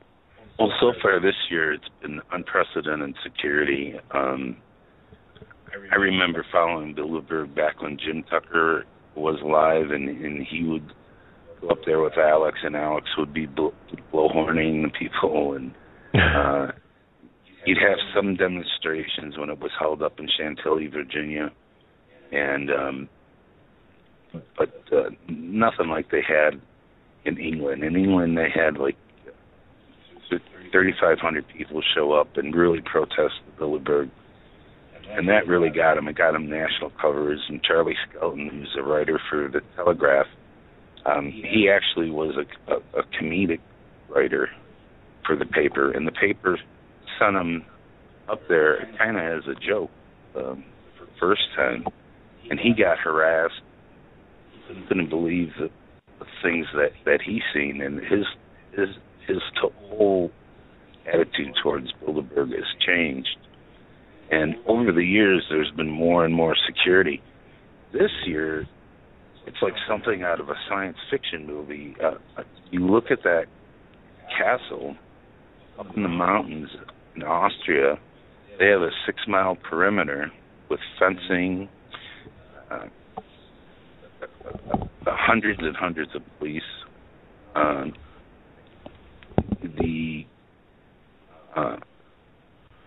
Charlie Skelton, the guy from the Telegraph last night, he came into his hotel room and questioned him and searched his stuff, and he actually took a shower while they were in there and let him go through all his things. And they came out of the shower, and they made him go down. They made him get dressed, go down to his car, and then they searched his car. So Wow. Rob Dew and Josh Owens, also from they're reporters for InfoWars.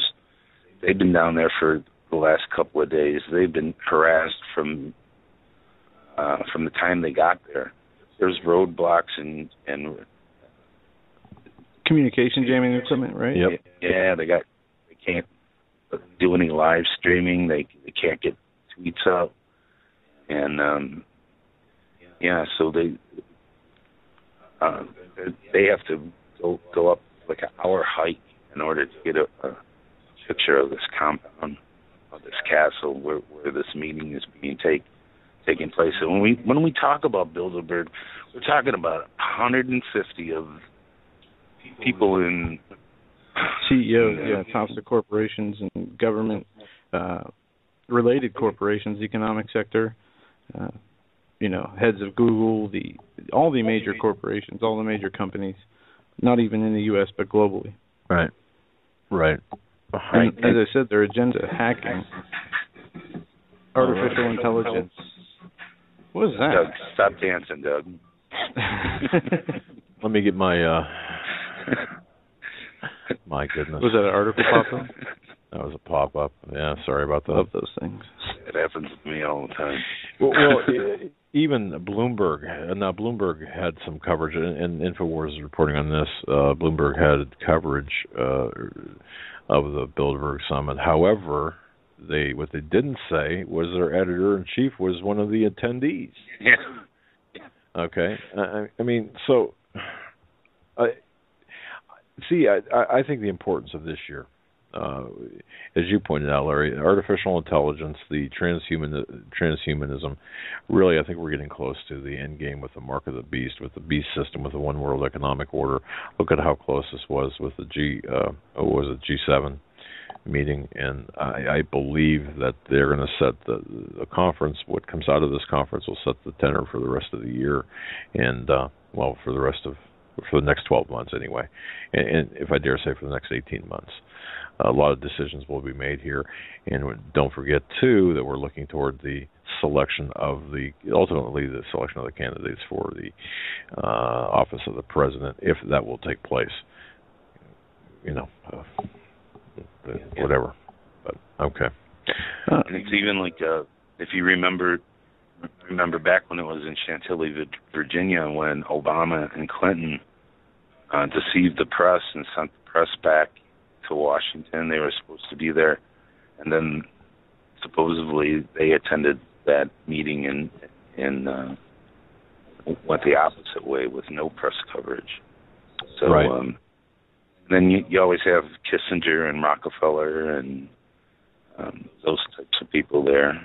The CEO of Google was also the head of DARPA, and they're there with adjustable implants. That's right. So this is super important, but you don't see anything about it, in the mainstream media at all. And thank God for Alex Jones and That's right. for him to be able to send people out there and for the support people give him, because we would be in the dark. I totally agree, and we. I think he's done a great job and a great service reporting on these meetings. This meeting in particular, I think this is going to be a game changer. I would really urge everyone to watch what comes of this meeting and watch the immediate impact that decisions made at this meeting will have. I think we'll be able to tell within weeks from right now the direction. Just how hot it's going to get this summer. That's my view anyway. Okay. Did you see the story of the 2 escaped prisoners in New York? Did. Yes. Well, there's an interesting article today. Police State America sends 450 cops to illegally search people's homes looking for escaped prisoners. In Vermont and New York, hundreds of law enforcement officers swept through the small Adirondack foothills town. Searchers walked shoulder to shoulder wearing bulletproof vests and carrying sidearms as they went through hilly woods, fields, swamps, checking every home, garage, shed, outbuilding, then yelling clear when there was no signs of the inmates. By early evening, it appeared that the sweep had come up empty, but there was no confirmation from police that the escaped convicts had been there. State police said more than 450 corrections and other law enforcement officers were in the area and planned to go door to door, checking homes and seasonal camps. Sound familiar, folks? State troopers, customs agents, federal marshals, park rangers, and corrections officers in helmets and body armor were checking people's homes without warrants. And they probably had body cameras on. They go into as they go on through the houses. Those people that live out there are you could probably consider them preppers, right? With the way the winters are up there and everything else, they probably have a stash of food and things like that too. We did Larry. We did a lot of work up there in Plattsburgh and south, from Lake George, New York City, Lake George, and back all the way up to in that corridor, that specific corridor from Montreal down through into New Jersey. That's a major drug transit area. However, in this particular case, the escapees, the two guys from West Plattsburgh, and spent a lot of time in Plattsburgh, in that area, and it's all rural. I mean, it's mountainous, it's unforgiving terrain, but going door to door, searching for these escapees in the manner in which they're doing, to me, could this perhaps be an extension of Jade Helm? And I think Steve Quayle is onto something here. And remember the Boston bombing hunt in Massachusetts, where they went door to door with guns and searched all the homes. New York upstate is much different than Massachusetts. Meaning? The people are much different. They're not the same as you would see in Massachusetts. They are more self-reliant. They are more quick to tell police, I would say, you go get a warrant. But in the case, obviously, there's a clear and present danger, so people obviously must have no problem with this. We're not seeing any stories of issues stemming from these searches, so maybe they're going along with them. Well, Steve Quayle, in his alert section, dated today, I know who this source is, okay, known as Seal Man. I don't want to say any more than that, but anyway, is the prisoner escape a planned part of Jade Helm exercises? Is a cover for more nefarious reasons? And he writes, researching the prisoner escape, I'm convinced that this is a Jade Helm exercise scenario. They've shut down areas for short periods of time, and collectively, the military, and they're not publishing this.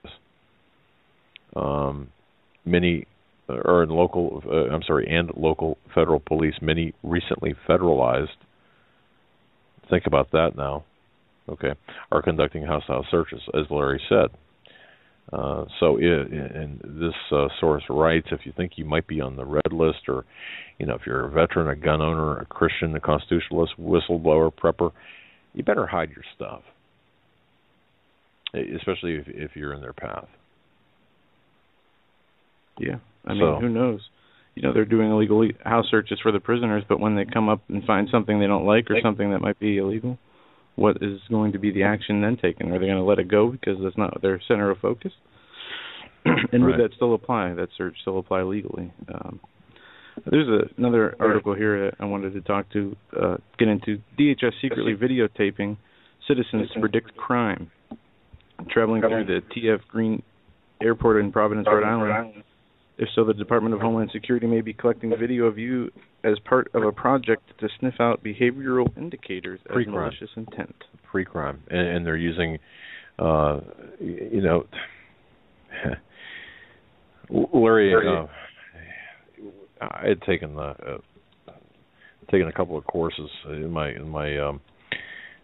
career as an investigator to read people's body language. And, of course, the street cops, and especially in New York City, okay, where a lot of these seminars were held, the street cops would call, and detectives, they'd laugh and say, this is all just junk science. And I'm not sure where I fall on this, but they would teach you how to read people's movements and faces and look for ticks. When I say ticks, I'm not talking about the insect, but but to employ or deploy cameras on the streets, like Joe said, or in the airport, and use that as potential probable cause. That's going in a whole different area. I mean, you're looking at a pre-crime type of scenario. You're looking at, although you've got no reasonable expectation of privacy in a public location where people can, where the law enforcement is videotaping you, I mean, you don't have any reasonable expectation of privacy. I get that. But their purpose is for videotaping. It's not for security necessarily. At least that's not the spirit behind the practice. I don't know about this. I mean, we're entering into an area here that I just have a real problem with, and this is working hand in hand with the TSA. And I think what we need to do is we need to disband the TSA, obviously. And as I've always said, and I'll say it again, to me the TSA is the soft underbelly of the DHS. And I think if we can dismantle the DHS, it can be by going through dismantling the TSA first. And how do we do that? We hit them in their wallets. If you don't have to fly, don't fly. If everyone stopped flying for a week, we could bring the TSA and DHS to their knees. I really believe that. Through the airlines, that is. Through the economic impact that the airlines would be hit with. And, of course, the airlines would then say to the TSA, get the heck out of our lives. And I think that's what we need to do. But that's just me thinking. Joe, we promised to open the phone lines. You want to do that? Yeah, we can do that. We have people on hold right now. Other people, if you want to call in, 661-244 is the number. We're going to... Wait a minute. 664. 661-244-9839. I'm sorry. I'm jumping ahead of myself. And press 1, regardless. To talk, just press 1. 661-244-9839. All right, let's go to area code 308. Number looks familiar. 308. You're live on Hi. Hey. How are you guys doing? Good. How are you? Fine. Joe, you're acting like you don't know who it is. No, I know who it is. I didn't know if you wanted to say your name on air. Hi, Angie. Oh, I don't care. Well, I've enjoyed listening to you all tonight. Well, thanks. Yeah, how are you doing, Doug? I haven't talked to you in quite a while. Very well, yeah. It has been a while. And I trust you're doing well. Yep, I sure am. You guys are doing really well yourselves, huh? Yeah, we're trying. We're doing what we're led to do, I suppose, and that's yeah. And Larry's here, of course. So I know. Hi, Larry. This really is kind of like a party here. It having is. Larry here. I bet. I wish I was sitting there. Well, it's a treat for us to have an in-studio guest, and it's a treat for us to have Larry Bond from Buffalo, or from, well, I shouldn't say Buffalo, Western New York, to be technically accurate. And yeah, it's just fun. It really is, and trying to get the information out there to people. But what's on your mind? Bless you for it. Well, I wasn't going to call in, but then I was talking to Joe through Skype, and I was listening to you all talk about everything that's going on and just trying to kind of decipher. You know, we get so many disillusions, it seems like, and it's hard to fit all the pieces together. What is truth? What isn't truth? What we're being fed? And so I was talking to Joe, and I said, well, I just keep hearing a particular word in my spirit today, and so it just happened to be it was the same scripture that he wrote out this morning. Oh, wow. And so I know, and so he said, well, you should come on. And I thought, well, maybe I would then. And, you know, the scripture that, well, I just kept hearing a few words, actually, to be honest. And what I kept hearing is that there's no fear of God in the land.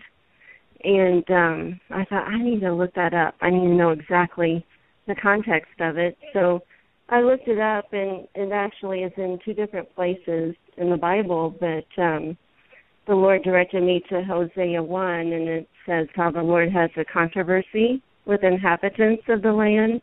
because there's no truth, no mercy, no knowledge of God in the land.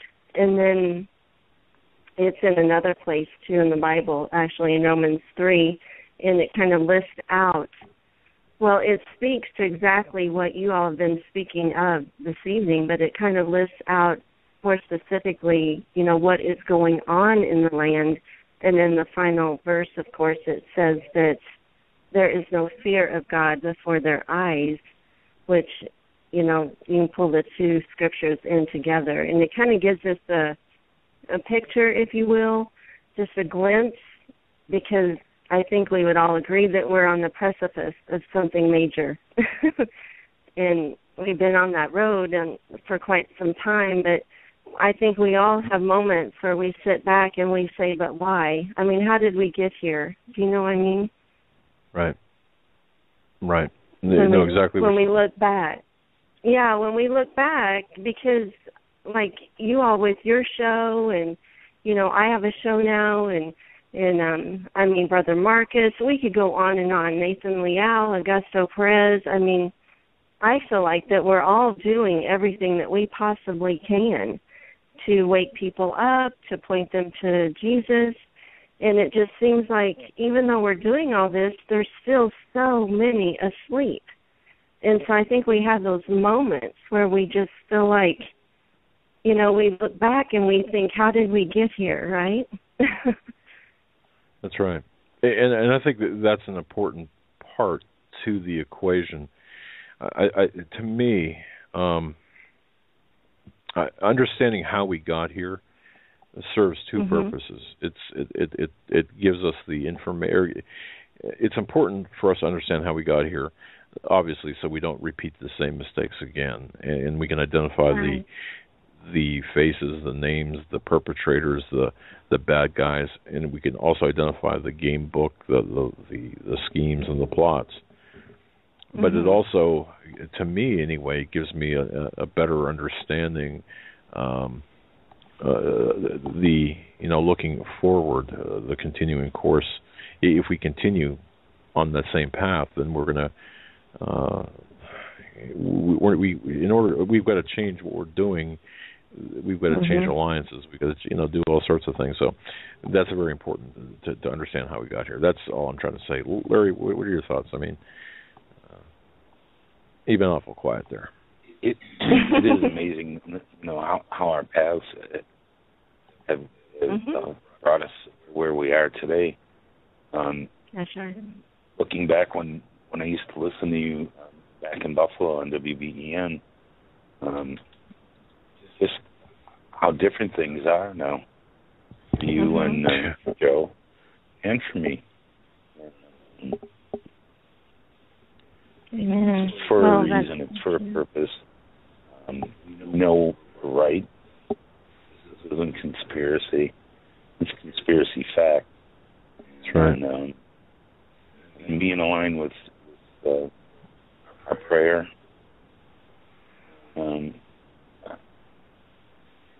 We're just reaching a point, and everybody can feel it. Like something's about loose. So. Amen. God has done this for a reason, and hope we help people. And Council of Time has so many people that are in need of support, and everybody's always there to support one another whenever they're down. When I get sick, I've been sick recently. When I get sick, I think of going to the prayer room a Council of Time before 911. So I have a strong attachment to the people, Michael and Angie and everybody over at COT. And I'm blessed to know you guys at Joe's changed my life, brought me to Jesus, and it's just funny how everything's worked out. Yeah, it is. Right. It does happen for a reason. It does. And, that to me is the beautiful part of it, because we're all one body in the Lord, but yet there's different parts to that body. So like the Hagmann report, that is the hand. And then we have just, Augusto is the other hand. I mean, it's all of us working together as one. And hopefully when the unity is there, then we can each serve our individual purpose, but most importantly, serve the purpose of the Lord, because none of this was an accident. I mean, looking back, and when Doug and Joe, that day that LBN, everything crashed down that day, and then it just, everything kind of began to unfold back then. How many years ago was that? Was that like 5 years ago? I'm trying to remember now. 2011, 2012, beginning of 2012. Yeah, I can't remember, to be honest with you. This is the 899th episode, actually. It is? Wow. Wow. Tomorrow's and then, Pastor Paul. How would he know that? Is that yes. logged somewhere? Yes. Or okay. Yes. I just caught it the other day at 897. All right. Wow. So, but we're all on this journey, and it's, we're separate, but yet we're together, and we totally can see how the Lord is orchestrating everything together. And we talk all day long about what the enemy's doing and trying to figure it out, and it can almost make you crazy. And what you do, it's so important because it wakes people up to take notice, and it's very valuable. And, we cannot forget, and I say this a lot, but still, the Lord is on his throne. We cannot really derail prophecy. In the way things are playing out now, it is lining up so much with Scripture day in and day out that we can all feel, something is coming, something big is happening. But really it is him. It's truly him. It's his working, and it's really undeniable, actually. And I think it's getting more and more prevalent all the time that we can no longer deny it. And sure. I don't know. It's just, I just remember the little things, because I think the last time I talked to you was when the school lunches. I don't know if you remember, Doug, but I had called you. I think I was so upset that they were taking the kids' lunches. Yes, because they didn't approve of how they were packed. It's so, this is exactly what you talk about, like how we get so dumbed down, because now, and what I face now, and that had to have been 2 or 3 years ago, I'm not even concerned about that, because with that core curriculum that's in the school system now, and with Gabriel, and with Gabriel going into junior high, and the sex education, I am extremely concerned about it. Extremely. Yeah, and what do I do? It's ridiculous. Well, I think we have to fight on the local level. Okay, to me, this is, and then I'm going to say this, and I'll turn over to Larry. But here's what I think: if you've got children in the school system, in the public schools, in the government school system, and hey, I understand. My kids went through the government school system as well. It was out of necessity, obviously. Didn't have the money to put them in a private school, but ultimately, but you've got to assert your parental rights. If everyone asserted their parental rights and said, you know what, you're not going to take my kids' lunch away. Especially, you're just not going to do that. You're not going to teach them this immoral, ungodly sex crap out there. Sorry, but it's garbage. You're not going to indoctrinate my children with Common Core. If we all got together and just stood up and say, no, not us, not here. And I know it sounds good, but it does require some level of activity. We need to do this. We need to get involved. And if enough people do get involved, we can really throw some some clogs or cogs, or what are those things called? Sabots into the machinery. Well, what do you do when you're the only one, though? I mean, when you're the oddball, like when they look at you, and then what they do is they make, a spectacle of your child. They pull your child out.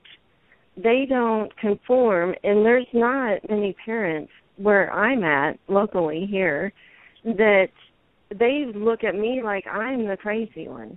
And I can't be the only one. I'm sure you have listeners that feel the same way that I feel. And so then they make your child feel like, they're the skeptic, because here they are. They can't hear this stuff. Well, it's not like that.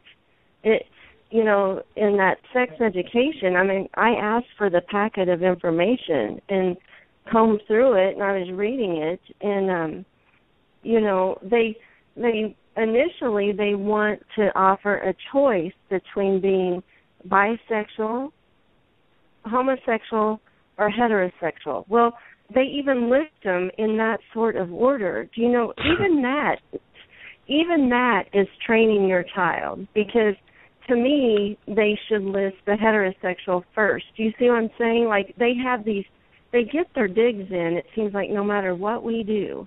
They have this way. And I know it's not just me. I mean, it has to be other people that are feeling just like I am. Well, yeah, there are other people. We have to find them. The majority of listening do feel that way.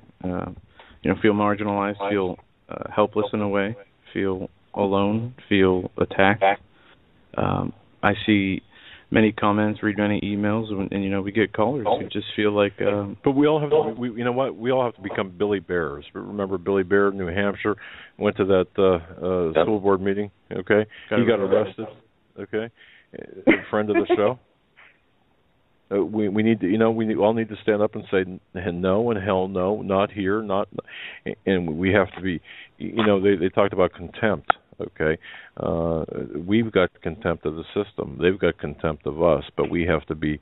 They're contemptible.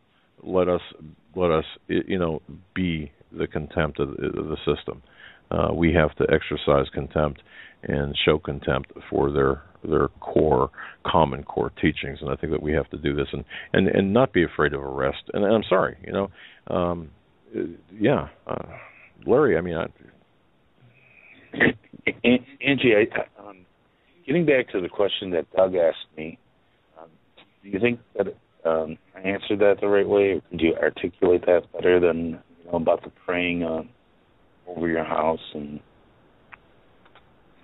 Well, you experienced that, so you certainly have a testimony there, and I think it's just awesome that you shared it to encourage others. And of course, I mean, I agree with you. We need to take that authority, just like Doug is talking about taking that authority in the school system or wherever we're being challenged. And we can also do that. You don't fight a spiritual battle in the natural, and you truly were experiencing some really weird things with that dog. But, yeah, we walk in authority. We have authority since we belong to the Lord. We're children of His, and because of that, we do have authority, and so definitely pray over our house, pray over our children. That's what we have to do. And I think, yeah, absolutely. I'm so glad you shared that. Fantastic. Larry, I never, I think you articulated that very well, actually. And keep it simple, and it's it doesn't have to be a big ceremony. Fantastic, Angie. No, absolutely. All right, well, no, you don't need oil and all that. You just declare it. You just take care of it. Simple is best, I believe. Cool. Well, thank you for that, Angie. Thank you for having me on, and God bless the three of you. Well, thanks. All right. Good night, Angie. God bless you. Bye. Bye. Take care. All right, we have a number of phone calls, so we're going to do this. We're going to take a break. We're going to come right back, and we're going to line them up and knock them down. on the phone line. So if you're in queue on hold, have your questions ready, and we will be right back after these short messages. You're listening to the Hagmann Hagmann Report in the third and final hour on this Thursday, June 11th, 2015. We are going to be taking your phone calls this hour. But first, we should mention we've got a special in-studio guest, Bond, Larry Bond, dressed in a tux, a little bit rumpled from our foray as we blindfolded him and spun him around to bring him into our bunker. But he's so old. The James Bond movies are based on him.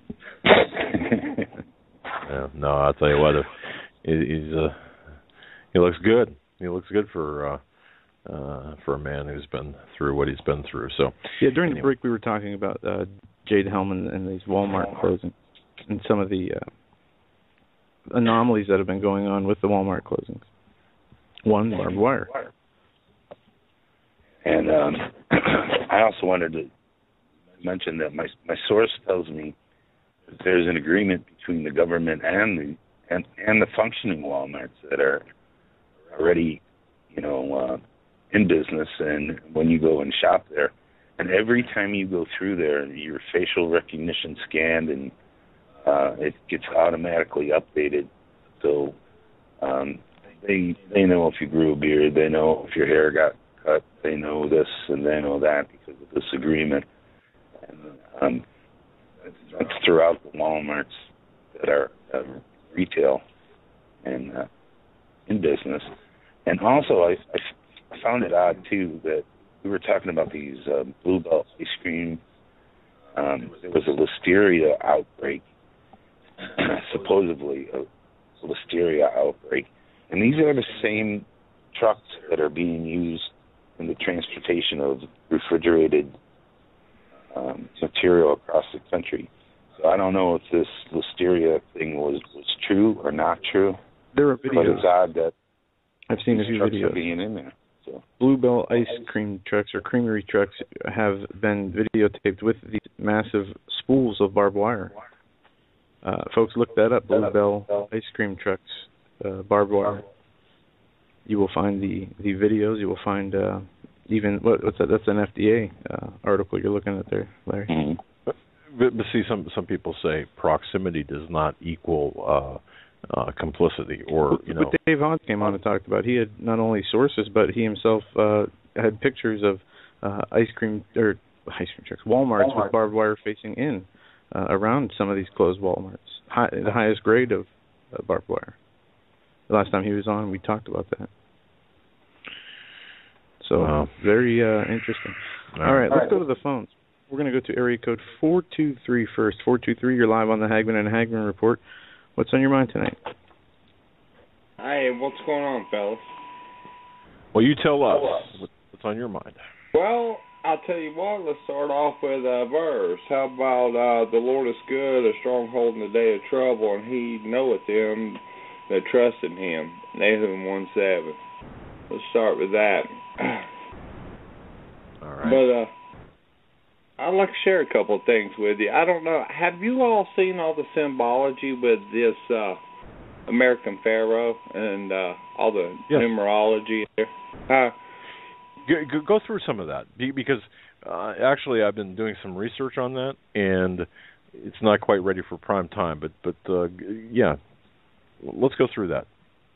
Okay, first of all, the American Pharaoh, but he won on 6/6/15, 1 + 5 = 6. He wore number 18, 6 + 6 + 6. Okay, the second leg started, when he won that leg, it ended at 6/18. As soon as the race is over, he puts on a monster hat, which is the Vav Nawah, the 3 Hebrew 6s. And it just goes on and on. I feel like I'm leaving something out, but the Triple Crown, which is Hierophant, which is the Pope. That's right. Pretty much what I got on it. Right. Okay. I mean, and it's interesting the name in and of itself. Even Dr. Michael Lake had commented on that last night when I asked him, American Pharaoh, what do you think? I mean, my goodness, in the Triple Crown, 37 years since the last Triple Crown winner, and I'm not saying that there's any real definitive connection here, except to say we know that the power elite communicate. They send messages. We know that they send messages through different events and different methods. I don't know if they're casting spells or if it's the spiritual world manifesting, because there's people I know that don't care nothing about horse races, and all of a sudden they're giving a hullabaloo because this Triple Crown winner, Yeah, and you bring out some good points. The gematria and the symbology here with American Pharaoh, in addition to the name and the timing, of course, it makes me wonder. It could be nothing, but that's a whole lot of nothing, mixed together. So. And one more thing I'd like to share with you guys real quick. Have you seen this thing about the Berenstain Bears? Do you remember that cartoon? Yeah, we were talking about that the other program. Yeah, Daniel Duvall brought that up, and then we talked about it with him, and we talked about it the following day with a few emails. Blew my mind. We still are getting emails. Yeah, I know. Too, what is it, the Mandela effect, where people think Mandela died back in the 70s or 80s, and different things like that, where... Just to stay on topic, the Berenstain Bears, the spelling of that name, people automatically. I mean, if we take somebody off the street that had grown up with or had children that grew up with the Berenstain Bears, how do you spell the name? They'd spell it S-T-I-N and or S-T. S-T. Yeah, let me start over again. S-T-E-I-N, right? Or they might transpose the I and the E, but you get the idea. However, the true spelling is Stain, S-T-A-I-N, and when you point that out to people kind of have this blank look. Well, what so, but then people might say, so what? What's the significance of that? Well, Dan Duvall had pointed that out in terms of, or in the context of, what, Joe? The how would I describe it? The programming, essentially, that we're faced with, and also, if you want to get into quantum physics as well, there's a quantum physics aspect here that we don't have time to get into. Yeah, I don't really comprehend what's going on with that. I can't. I don't understand the. I understand the disconnect or the change, but. All I know is it just blew my mind when because it was during the time when you were growing up, Joe, that we would be dealing with the Berenstain Bears.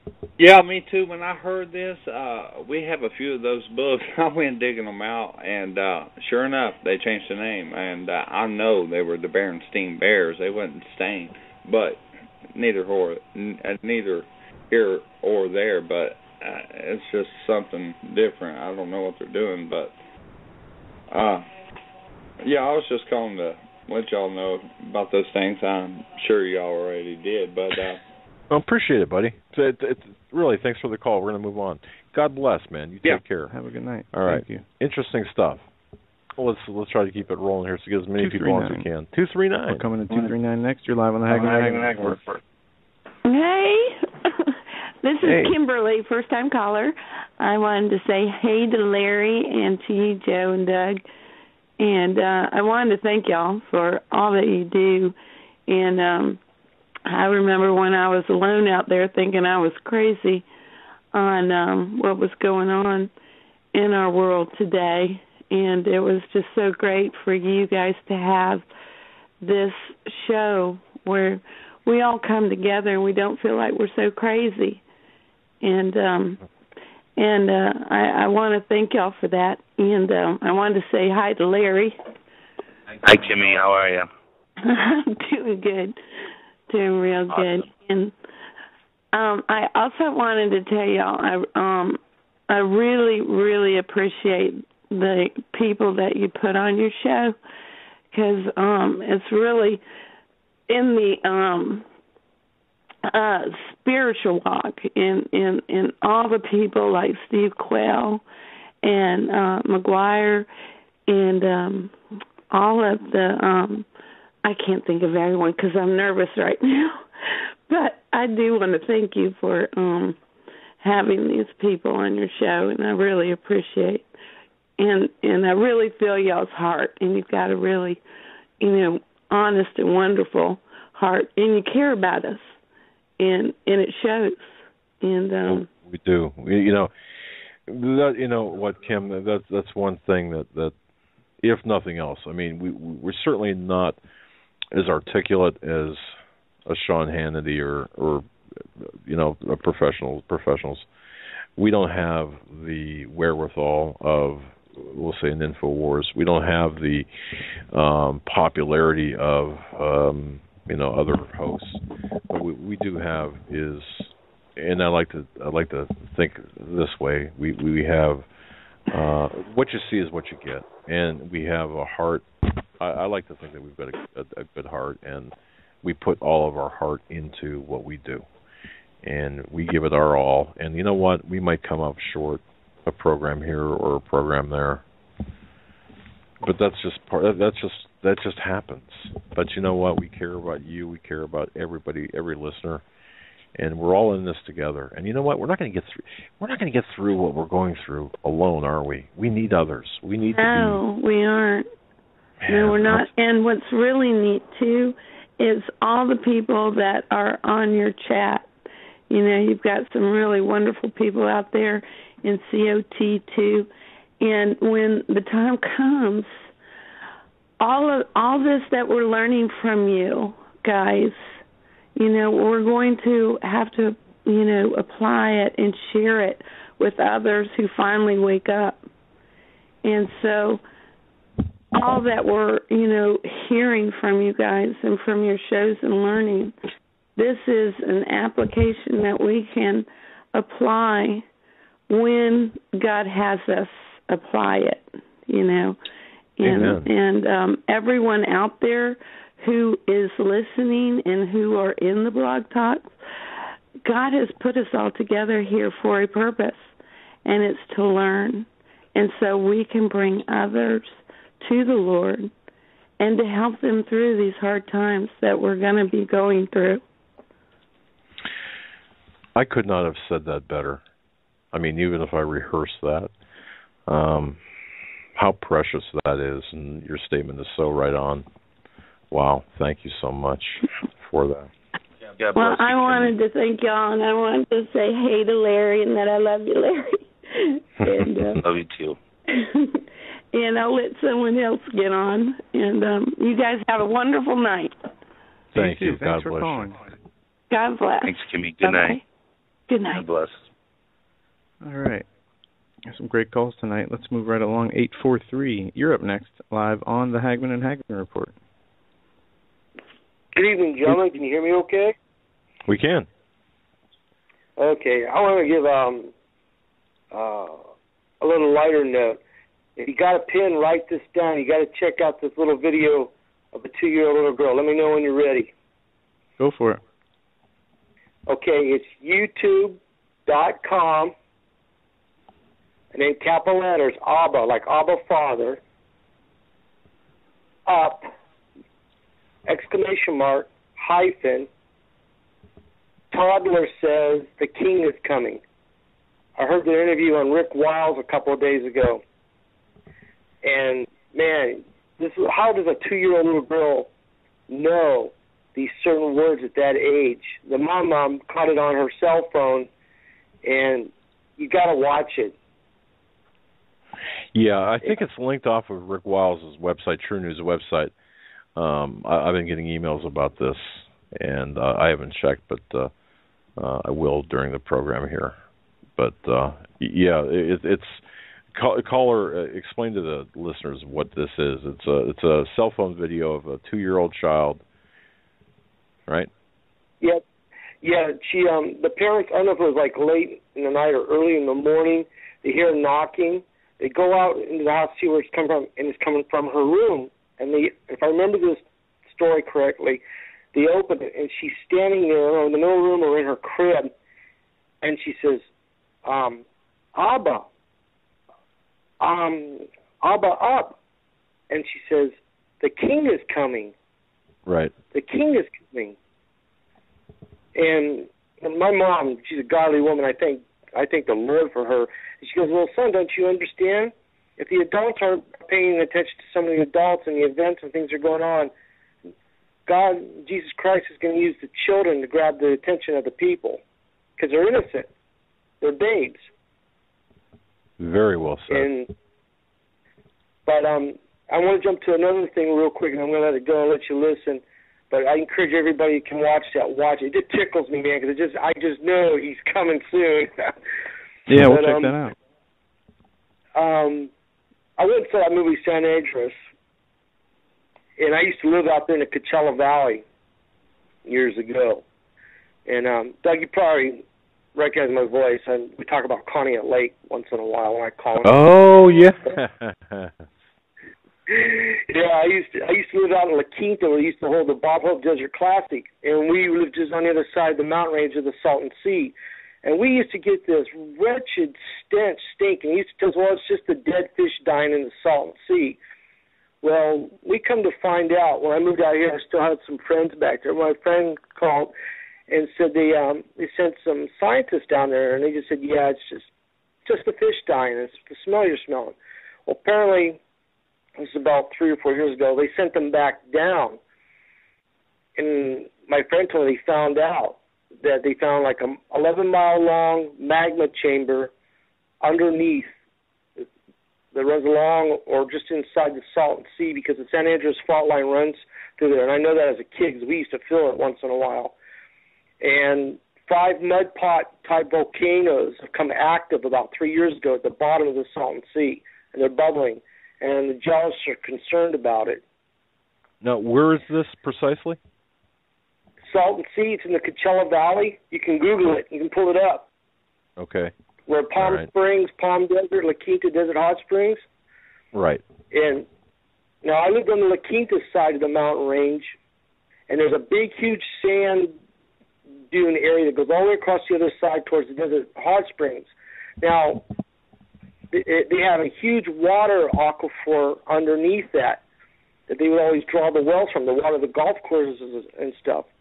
Now, we were always told we had like a huge major quake that could liquefy and all the buildings would just sink. Well, now that we're having a drought out there and those aquifers are getting lower and lower, don't you think there'd be like hollow caverns underneath the sand? And if they should have, I saw a simulation on the History Channel. They show if that wave would hit, it would just devastate all the way through that valley area into Los Angeles and up the San Andreas fault line. Wow. All right. That does make, to me, that makes sense. If you're drying up the aquifers, you're going to have an imbalance of pressure, right? I mean, so it does make sense. Right, and along the mountain edges there in the valley is a dark, dark strip because the Baja Gulf used to come up there about 400 years ago. And I can remember as a kid, we first moved there, we could still see the salt marsh cattails at the bottom of our city there that were left over from the salt marshes. And you can see the dark strip that runs along the mountain all the way down the Salton Sea. Now, there's hardly a sand dune that separates the bottom Imperial Valley from the Baja Gulf. So if they would have a major quake, which they had one down in Mexicali about 3 or 4 years ago, a 7.1, and a friend of mine that I worked with had relatives in the Mexican side, they called him and said the ground started to liquefy. Now, if that ground liquefies and that sand berm collapses, the whole Baja could come all the way back in. They could have a 50-foot-plus height of water come all the way back into the Coachella Valley and in the Indio area. Wow. All right, that's something that we're going to have to keep our eyes on and do a little bit more research on because that's certainly you're talking about a recent change. When I say recent, relative and something that sounds rather perilous. So, okay, thank you for mentioning that. Just one more thing to be concerned about, right? Jeez. Yeah, well, they had, I was watching Jim Baker, and they had John Shorey on there, and he read a headline out of the news, scientists concerned of a major quake in the next couple of weeks in California. I just happened to hear it come across on a TV program. I was watching it. Isn't it interesting, too, given the area? Look at the Jade Helm map and look at where you're talking. Rather interesting. Just as an aside, I suppose. Well, listen, you know what? We're not to walk in fear. Perfect peace with Jesus Christ. Watch Abba up. You'll be encouraged, y'all. Have a good night, guys. Hey, thanks for calling. Great to hear from you, buddy. Thanks. Good night. God bless. All right, let's go next to area code 916. We have two callers from 916. If you heard the beep on 916 on your end, that's you. Hey, guys. This is David Emery. How are you guys doing? Hi, David. So I'm a first-time caller, but I've been listening to you guys for I feel like a couple of years now. And I just wanted to say you guys have definitely been a compass for me. I became awake during, well, let me back up. So 9/11 was my spiritual awakening. I actually was raised in a Christian home, went to a great Christian school where I was taught a lot of truth, and then strayed away from the Lord, got into drugs, and the day 9/11 happened, it was like everything I'd been taught in my life came back to me in that moment. And I came back to the Lord. Now, it's been a struggle ever since. I've been wavering here and there, but that's where your show comes in and helping me fully awaken. It's funny, the subject matter that got me into the real truth was 9/11 again, and seeing the holes of what we've been told. And that led me to your show. And I've been listening ever since. And the guests that you have on, and Steve Whale and crew, everybody else involved in that. And the theme I'm getting, and I binge listened to everybody last week, and obviously catching up to this week to today. And I just listened to your guest yesterday, Michael, I can't remember his last name, but Lake. Lake, thank you. I just wanted to reiterate what he was saying, because it's speaking to me in terms of getting back to being in prayer, and also not fighting politically, because I think, I'm not going to speak for everybody, but I think it's very easy, especially if you peruse Facebook and on a constant basis, you start fighting these little battles of what you see on there, losing sight of the overall picture. The fact that we're operating from the idea of being on the winning side, and it's very easy to lose touch with where God wants us to be. So I was, strongly touched by his words about the power that we have, because you fall into that fear, especially if you start fighting those little battles and researching so much, and you start to lose sight of what God wants us to do, and you start getting afraid. I have a family. I have 2 boys. I constantly am trying to figure out, do I go or do I stay? Because I live in California. And funny story, I'm actually the guy that sent Dan the information about the YouTube from Netherlands, the guy from Netherlands talking about the alignment. Oh, yeah. So I called Stan. I called his number. Literally, me and my wife were up at 1 o'clock in the morning, and we're looking at this, and I'm freaking out, and I look at Stan's website, and there's a phone number. I'm thinking, I'm going to get his voicemail. It's like 2 a.m., right? So I woke the man up. You woke him up? I woke him up. He answered the call, and, God bless him. He, was very gracious with me at that moment. So I let him go back to sleep, and I wrote him an email the next day, and he conversed with me, 3-4 different times, being very thorough.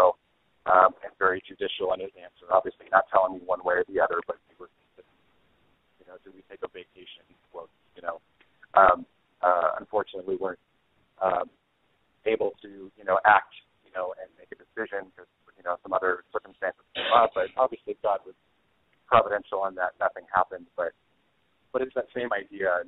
And one of the things Dan also said in his email is, look, God could come back tomorrow. We just have to do this from everybody is that we do have a job here, and I'm saying this for myself more than anything.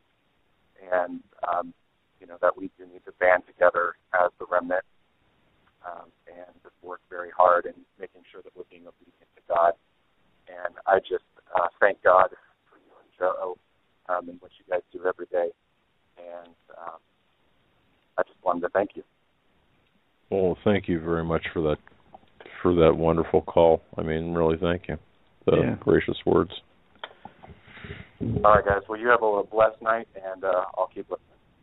All right, buddy. Thank you. Thanks for the call. You have a good night. Two words, Joe, to me: obedience and repentance.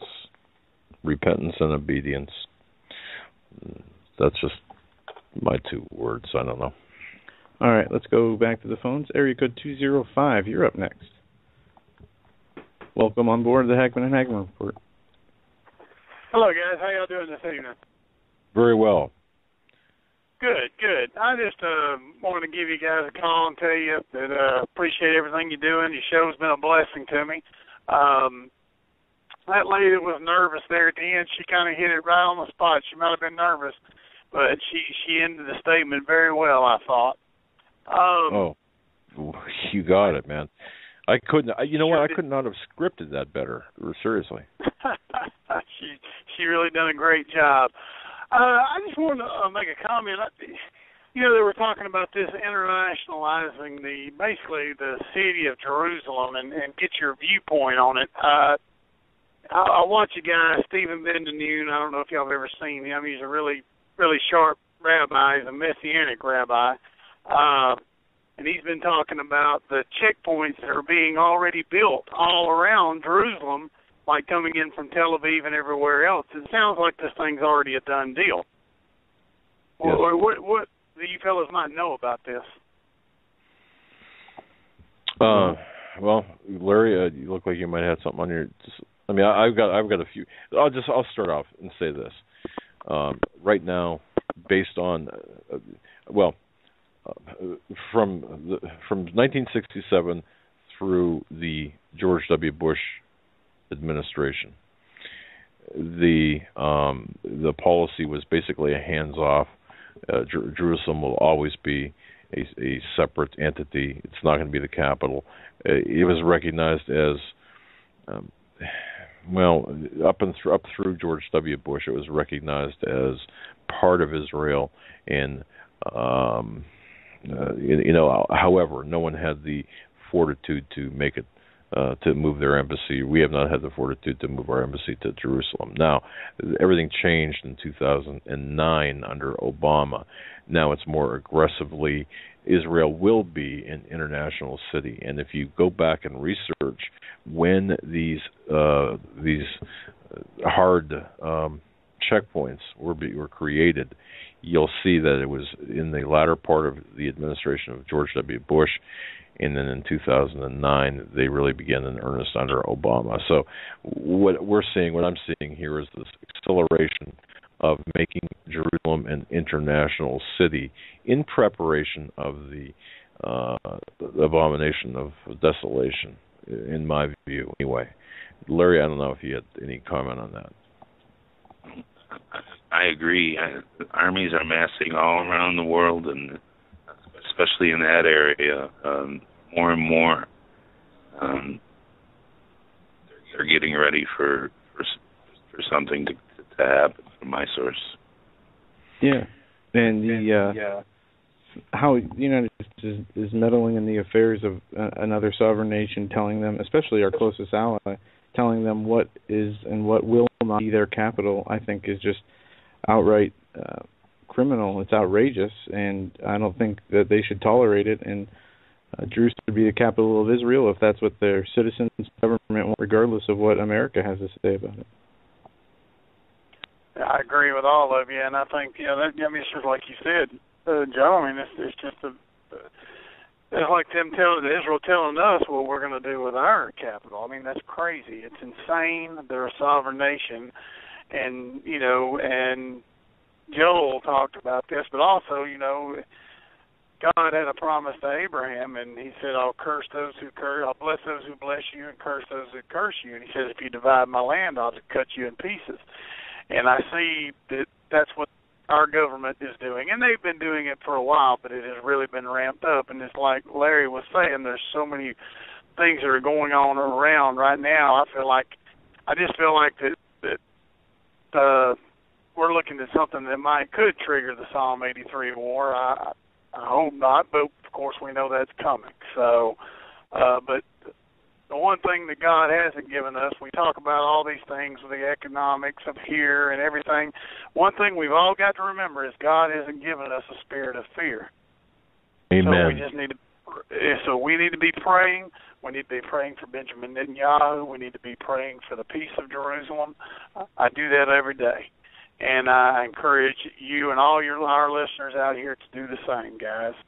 And I just want to say, I enjoy the show, and I listen to you every night. I drive a truck, and I listen to you guys every night, and I really enjoy the show.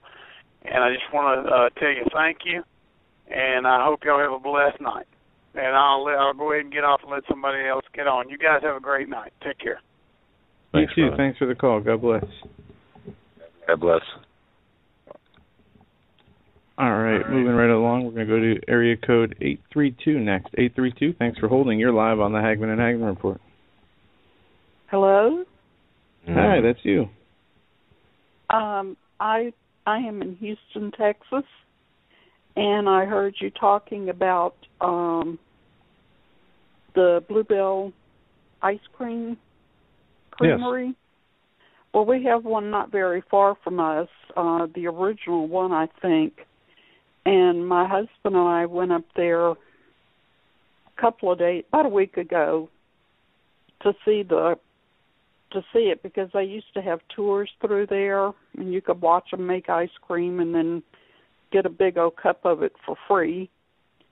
And they still have the country store open, and they have the baseball museum open.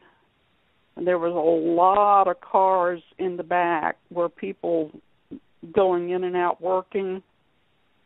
And I didn't see any barbed wire fences around there. They have their chain link fences they had a year ago when we went up for the tour that separate the parking lot from the factory part of it.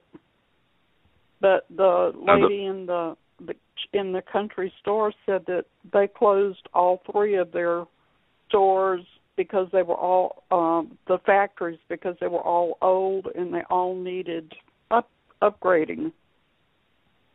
Now that's kind of odd. We didn't say that. You may have misunderstood us, or maybe I didn't articulate it. I could not the way have. It should be. I may have misheard what that lady was saying, or whoever said it.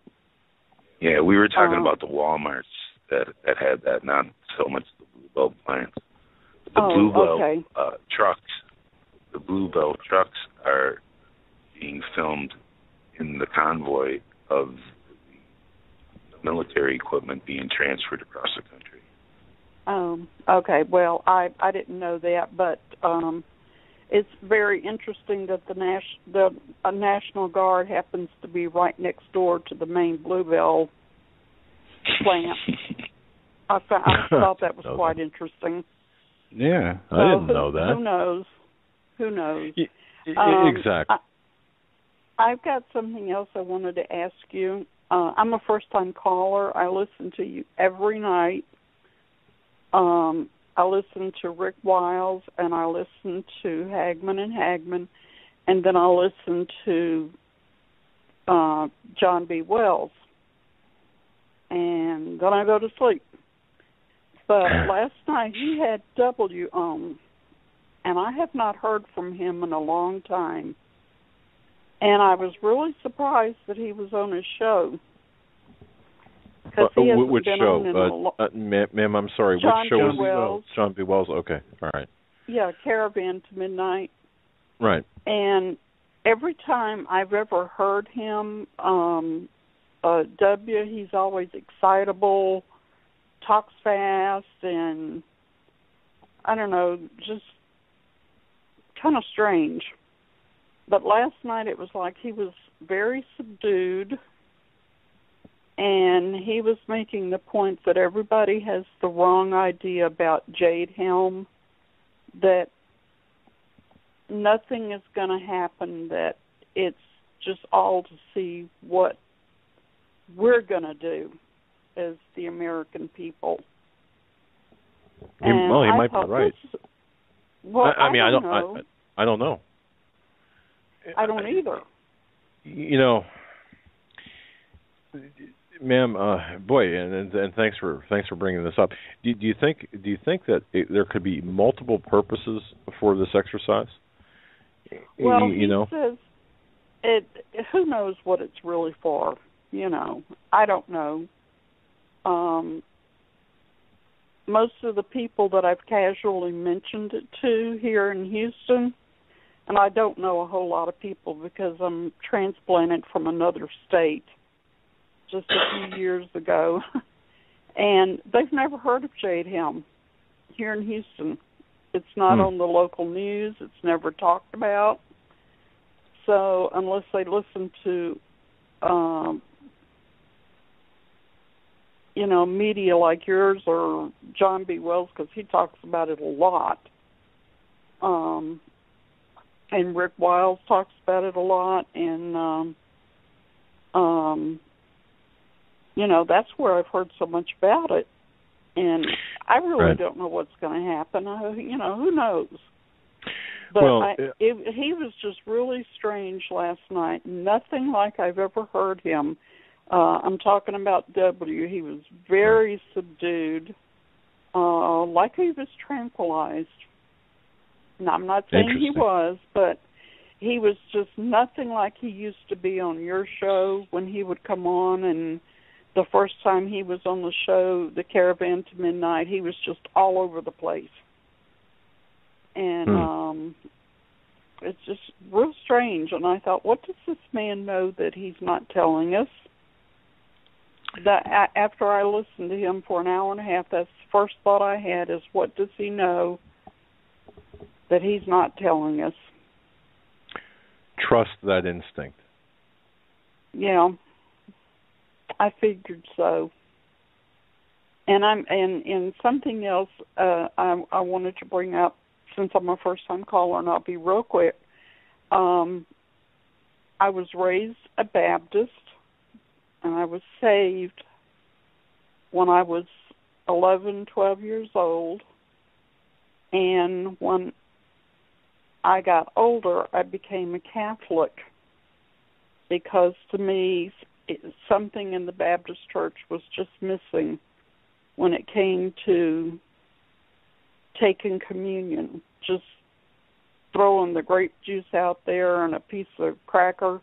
To me, it was just something missing. I needed something more in my life. So I had gone to the Catholic Church with this guy I dated in high school, and I fell in love with it. And I said, this is what I've been missing. And when I got grown, I became a Catholic and loved it. Well, the Catholic Church has now left me. They've gone off into these other tangents, the Pope and everything. And I've been visiting around all these other... There's a church on every corner here in Houston.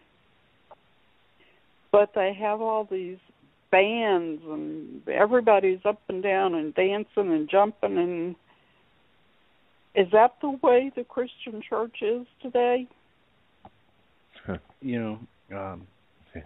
I don't know. Around here it is. Some of the churches we've been to have turned it into, live rock bands. Ma'am, you sound. I mean, I'm an older guy. Okay. Well, so am I. I'm in my mid-60s. Okay. And I grew up with traditional hymns and then the good Catholic hymns. And the Catholic churches here still do not have rock bands. But I've been to Baptist churches, Methodist churches, independent of who knows what kind of church it is.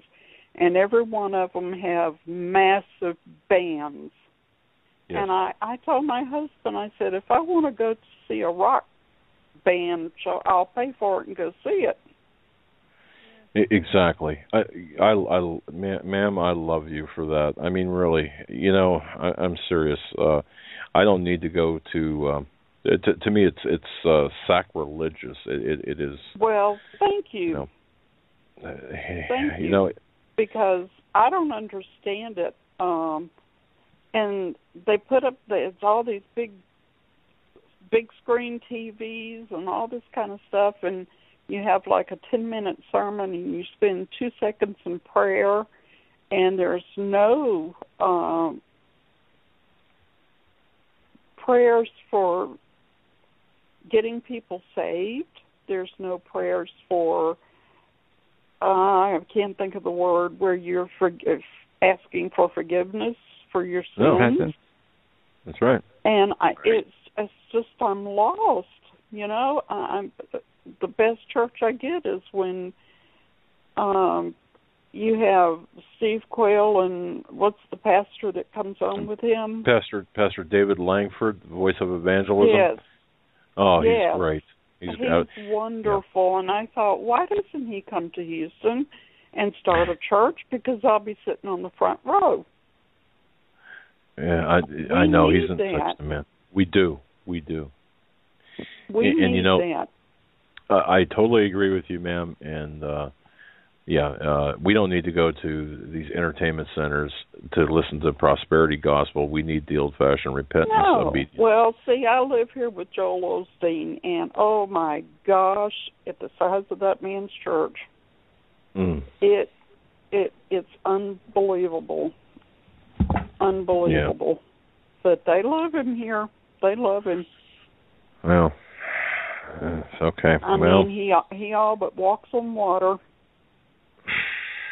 And I just can't see that, but I guess I'm just too old. No, you're not. No, you're not alone either, ma'am, when it comes to your feelings. Well, I just wanted to call. I've been trying to call forever for one thing or another, and I thought, well, I'm just going to call and just sit here with this phone to my ear, and I've been waiting for about an hour and a half. I'm sorry. That's okay. I finally got through. But I'm glad you did, because your point's all relevant, all right on point, and many people feel as you do. They really do. Yeah. Well, I just think church is where we're supposed to go to worship God, Jesus, the Holy Spirit. And now it's just a big bash, it's just like a party. Pretty soon they'll have mosh pits in front of the altar. It wouldn't surprise me. It would not surprise me. But y'all keep up the great work, and my husband and I, when he's off, he's a nurse and he works at nights, and so first thing he says when he comes in the morning, who was on, what'd they say? So I have to remember everything. And because he hates missing the shows. He hates missing y'all. And well, you just give him a big hug and tell him thanks for being part of our extended family. And you too. Well, he is, and I am, and I just, whenever we go anywhere, we haul our computer with us and everything so we don't miss anything. God bless you. Thank you. Well, I'm going to get off so somebody else can get on. All right. Well, thank you so much. You. And tomorrow you can tell your husband, when he asks who was on, you tell him I was. There you go. Thanks for the call. You have a great night. God bless you. We're going to get one more caller. We have 3 minutes and about 10 seconds left. 908. 908, you're live. Is that me? It's you. Oh, hi.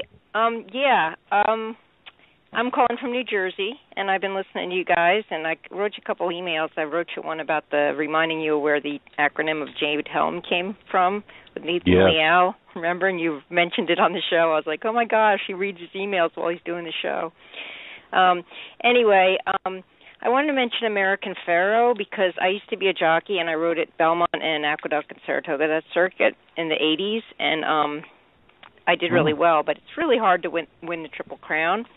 And when we were riding, we didn't have the advertisements like they have now. Like the riders have it on their legs and stuff, and the winning jockey was wearing the monster hat. Your caller mentioned that. Yep. And but it's really weird because when I saw it was American Pharoah, I'm like, he'll probably win the Triple Crown because of Obama. You know, the whole Obama American Pharoah thing. When he went to Egypt and he said, I kind of look like that guy. Remember that when he went to see King Tut? And then they were calling him the American Pharoah and CNN and all that. So anyway, I just wanted to point out there is something on YouTube about the monster drink being like satanic because it's the three like M's, the three parts of the M is in Hebrew the letter 666, and there's a whole thing on that on YouTube.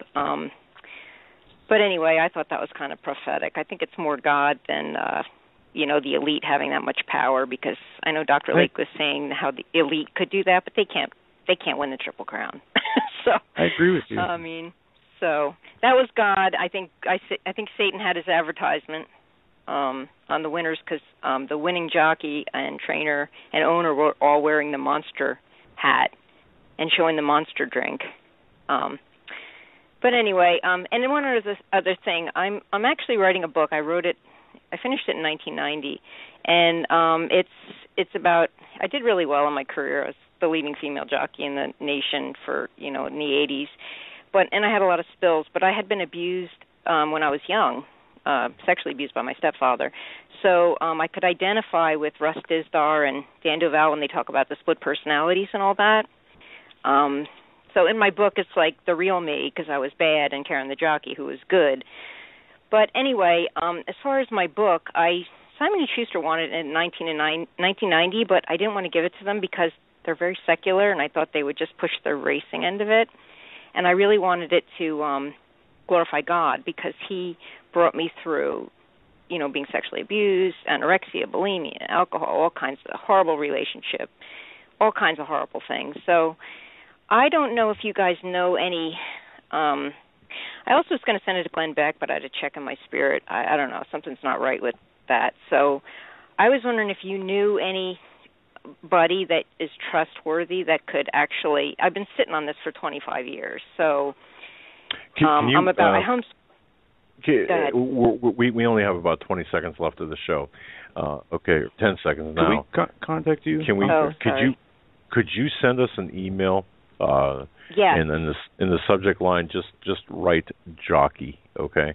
Okay. And, I homeschooled my son, so the last 20 years that's what I've been doing, and now I want to get back and get this book out. So. Okay. Yeah, we want to talk with you, and we can help you.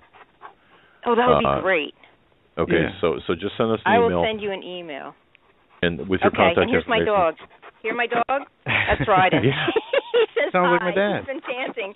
He wants to get his word in. Well, yeah, you know how him. I feel about that. Okay, that's all my right. boy. Anyway, okay, well, thank you very much, and God bless you guys. You do a great job. Well, thank you. Too. Bye. God bless you. Good night. Bye. Bye. Larry, you get the last word. I just want to thank you. You're muted. Bringing me down here. Yeah, you're muted. Oh, I'm sorry. I wanted to thank you for bringing me down here. I'm honored to be your first guest, and we'll have a wonderful studio here, and I just love you both with all my heart, and keep the show going, and wish you all the best. Larry, that means a lot, and we'll have you back, and thanks for being a great friend and a great steward of God. That'll do it for us tonight, folks. God bless. Stay safe. Have a great night. God bless. Good night.